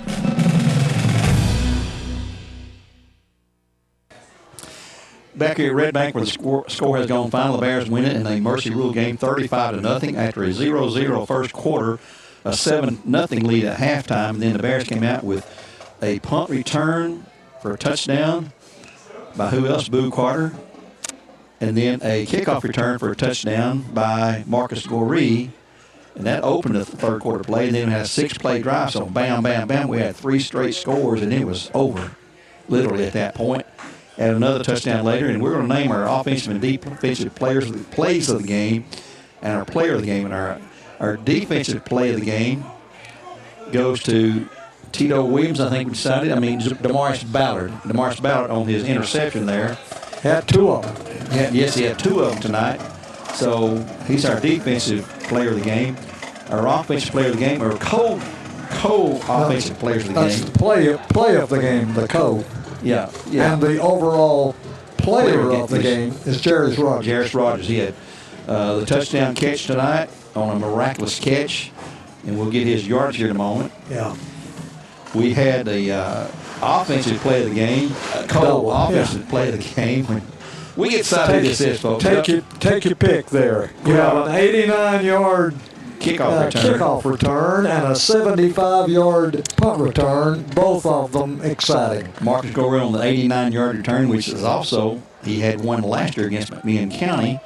And then the Boo Carter punt return, which why you'd kick the Boo Carter is beyond me, folks. Maybe it's not intentional. Maybe it was a bad kick, but you could see that in the building. That was, 75. 75 yard. Yeah, the 25-yard line. So we'll name them the co-player, co-offensive plays of the game, and Jarris Rogers, our player of the game, for what the work he's done tonight, was some great catches. One of them lying flat on his back. Our first score, actually, of the game on a pass from Caleb.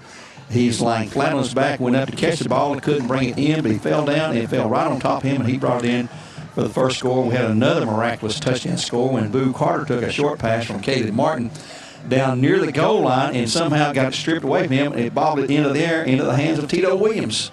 So Tito gets credit for the score. Caleb gets credit for the touchdown pass and for the yards. And I don't know what you call Boo's part of that. But, yeah, he got the first 10 yards on the catch. So there you go. Then he fumbles it in the air. So those are our players we named this week. And let me talk about this just quickly before we get away. Our player of the game each week is brought to you by Dale's Heating and Air. Just call Dales.com anytime you need heating or air conditioning. That's Dale's Heating and Air. Our player of the game, just call Dales.com. Our play of the game, as we said, the offensive play was a co-offensive play with Marcus and Boo. That's presented by the Medical Center Pharmacy, Medical Center Compounding Pharmacy, and Health Center for all your prescription and medical equipment needs. And our Stonewall defensive play of the game was Demarius Ballard, who had 2 interceptions tonight. The first one, we'll give him the defensive play based on the first, because it stopped the drive pretty deep in Bear territory down to the 20-yard line on a tremendous diving catch. For a minute, you didn't even know that he caught it, but they ruled he did catch it. He had another one later on that stopped the drive down to the Bears' 30-yard line, I believe it was. So that's the Stonewall defensive play of the game, brought to you by Stoney's Appliance Repair.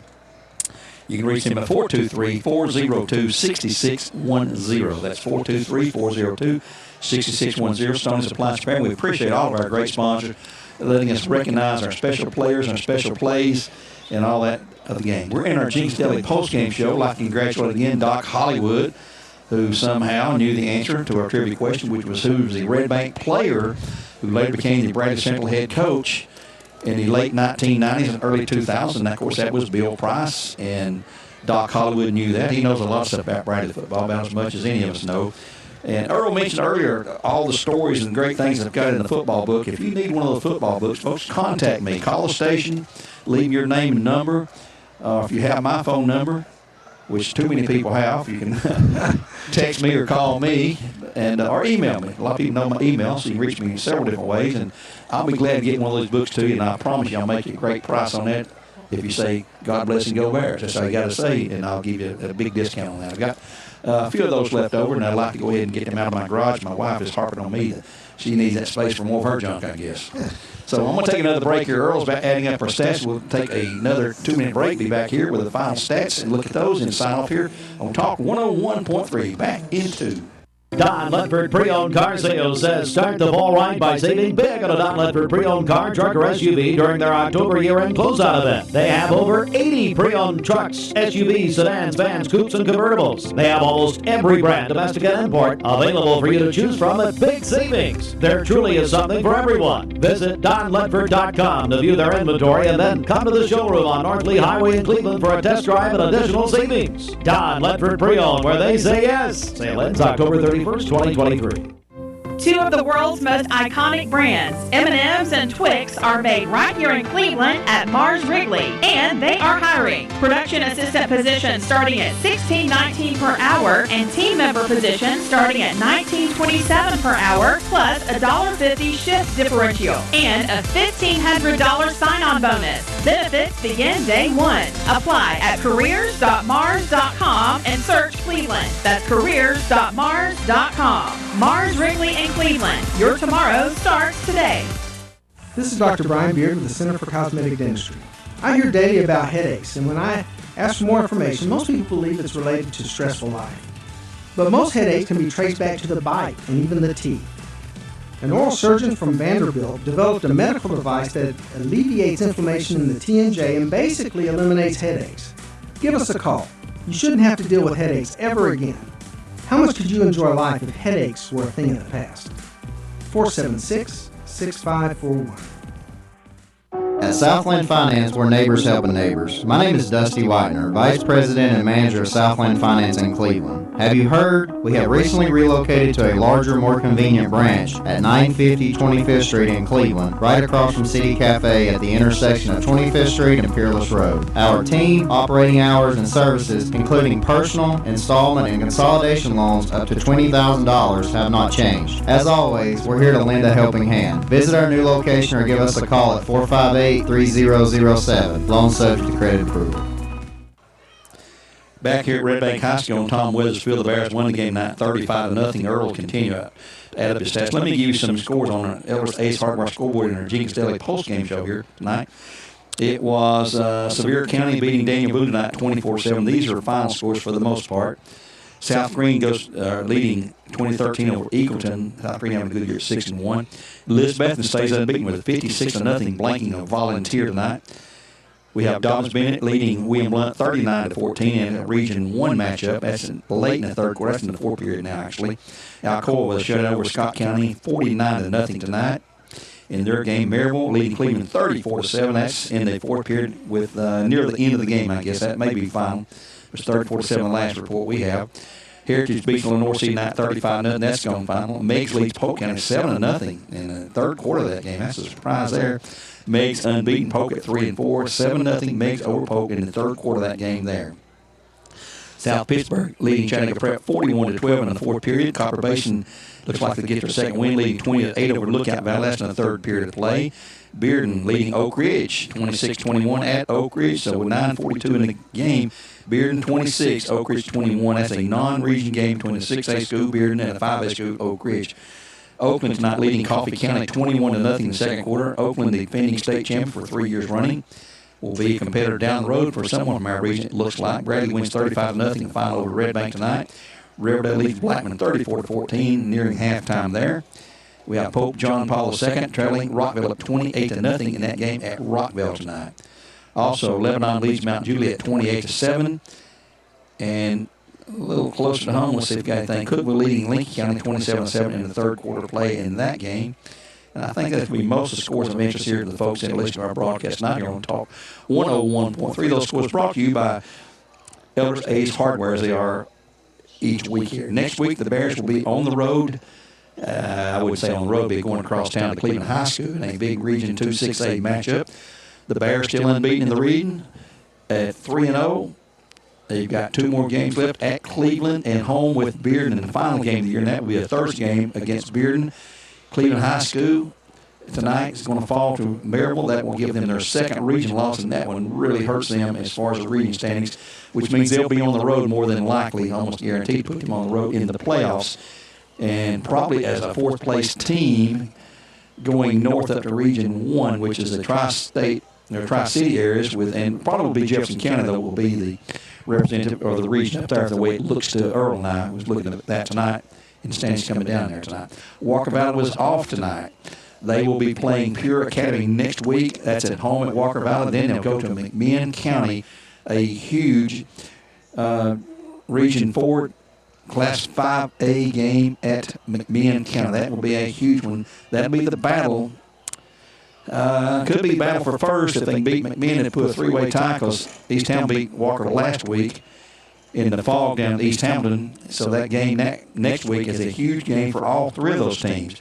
If you have a 3-way tie for first and they've all 3 beating each other, you go right to the overall record. That's how to decide the winners there.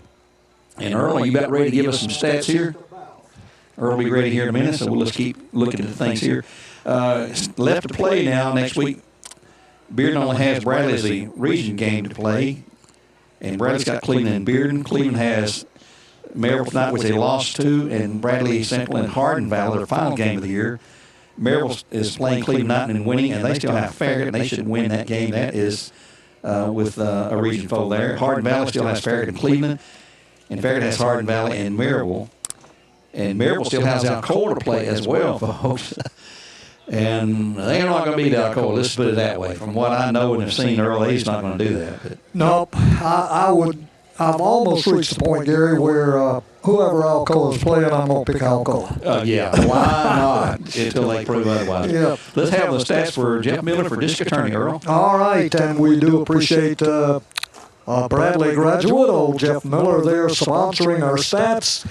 And first downs, it looked like this. The Bears had 19 first downs this evening against Red Bank. Red Bank came up with 10. In the rushing department, it was the Bears with 27 rushing attempts for 113 yards on their ground game, 31 rushing attempts for Red Bank, 76 yards rushing.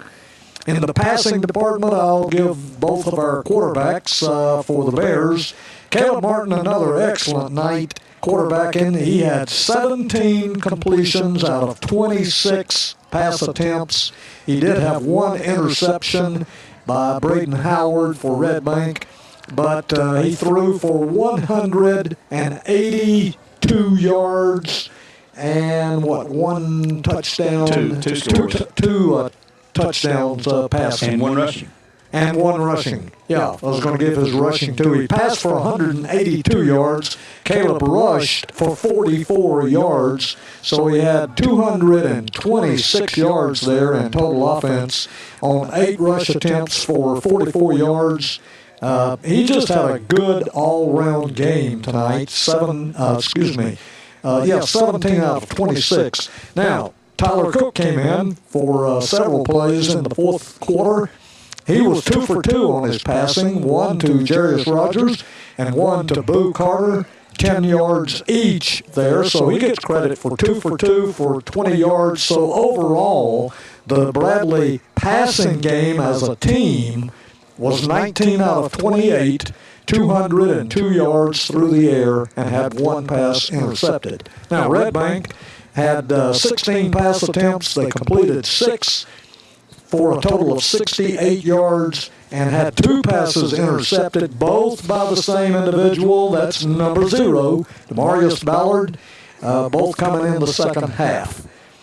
And let's see, going to fumbles, the Bears fumbled twice tonight, lost one of them. Red Bank did not fumble, but in the punts, it was the other way around. The Bears did not punt a single time tonight. They went for it every time. Did not get it always, but no punts. 5 punts for Red Bank, and they had a good kicking game on their punting, 40-yard average. And both teams very close on penalties. 5 penalties marked off against the Bears, 55 yards. 5 penalties marked off against Red Bank for a total of 60 yards. Just a couple of individual stats. In receiving, the receptions tonight, Jarius Rogers had 7 catches for 97 yards and 1 touchdown. Boo Carter had 8 catches for 70 yards. And J. Allen Terry got into the act. He had 3 catches for 23 yards. And J. Allen also was the rushing, well, he was not the leader, 41 yards, though he contributed. It's good to see him. He was running pretty well in that second half. He had 13 rush attempts for 41 yards. Caleb had 8 rush attempts for 44 yards. They were the 2 mainstays for the Bears' ground attack. And let's see, Logan McGinnis and Oliver Merritt were the 2 workhorses for the Red Bank on the ground. And, of course, McGinnis was also did most of that passing. They just didn't have the strong air attack. But, as Gary mentioned, all through the game, they were going with their 3rd and 4th string quarterbacks. They've had a series of injuries here at Red Bank, so we caught them a little bit short-handed tonight with a running back and 2 quarterbacks out. Okay, recapping the scoring in the second half, Marcus Goree Jr., 89-yard kickoff return on the opening third quarter kickoff, second half kickoff. The kick was added by Skylar Perkle, and that took all of 12 seconds to do the kick and the return. Marcus is pretty quick, and he got it into the end zone quickly. Then at the 8:04 mark, Boo Carter in the third quarter, a 75-yard punt return that was just a thing of beauty as Boo does it. Boy, if he were an artist, he would be a millionaire because he paints the right picture. When he gets his hands on the ball, it's excitement. Kick was added again by Skylar Perkle. He is becoming very, very dependable. Got another streak going. And then late in the third quarter, a pass from Caleb to Boo to Tito. And we've explained that. Boo caught the initial pass and then lost the handle on it. Tito caught it in the air and traveled the last 6 yards. Good for the touchdown. And the extra point again by Skylar Perkle. And then in the fourth quarter, the last touchdown on a 73-yard drive in 11 plays. Caleb Martin calling his own number from 15 yards out. Perkle again added on the extra point, and that's how the ball game ended, with the Bears taking a 35-zip game over the Red Bank Lions. Well, there you have it, 35-0 their score. The Bears improved to 8-0. They'll keep their number one ranking with that win tonight. Oakland was winning 21-7, I believe, in the second quarter of that game, being played in Middle Tennessee in Central Time Zone area. The Bears will be at Cleveland next week. I think it's a 7 o'clock kickoff. I'm pretty sure it is. If that's the case, we have a 5:30 pregame show. And then if it's a 7:30 kickoff, we'll start at 6 o'clock. We have a 90-minute pregame show each week for Bear football. Then we'll have our final game of the season. That'll be with Bearden at Bradley on the Thursday night, week after next. And that could be a tremendously, well, it could give you first or second place in the region if you beat Cleveland next week, which is what the Bears want to try to do at Cleveland High School. Now, that'll be a challenge in itself there. Yep. And I would, as always, get there early because I would say there's going to be a pretty good crowd next Friday night over on Raider Drive at Benny Monroe Stadium for always a well-played, hotly contested football game. And remember, they have flipped the home and visitor side, so the visiting side is now on the side opposite the school, and the high side we call that, where it used to be the home side, and now the home side is back on the school side. So keep that in mind if you're going over there. And if you get there early, especially, there's not a lot of people around, you may think, well, this looks good, it might be on the wrong side.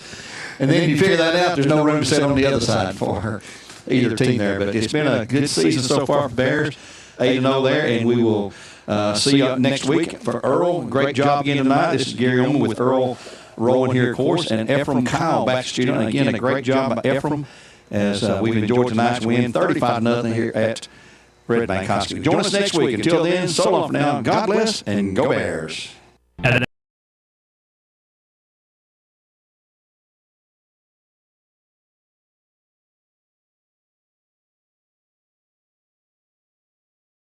Be Cleveland next week, which is what the Bears want to try to do at Cleveland High School. Now, it'll be a challenge in itself there. Yep. And I would, as always, get there early because I would say there's going to be a pretty good crowd next Friday night over on Raider Drive at Benny Monroe Stadium for always a well-played, hotly contested football game. And remember, they have flipped the home and visitor side, so the visiting side is now on the side opposite the school, and the high side we call that, where it used to be the home side, and now the home side is back on the school side. So keep that in mind if you're going over there. And if you get there early, especially, there's not a lot of people around, you may think, well, this looks good, it might be on the wrong side. And then you figure that out, there's no room to sit on the other side for either team there. But it's been a good season so far for Bears, 8-0 there, and we will see you next week for Earl. Great job again tonight. This is Gary Oman with Earl rolling here, of course, and Ephraim Kyle back to studio. And again, a great job by Ephraim as we've enjoyed tonight's win, 35-0 here at Red Bank High School. Join us next week. Until then, so long for now. God bless, and go Bears.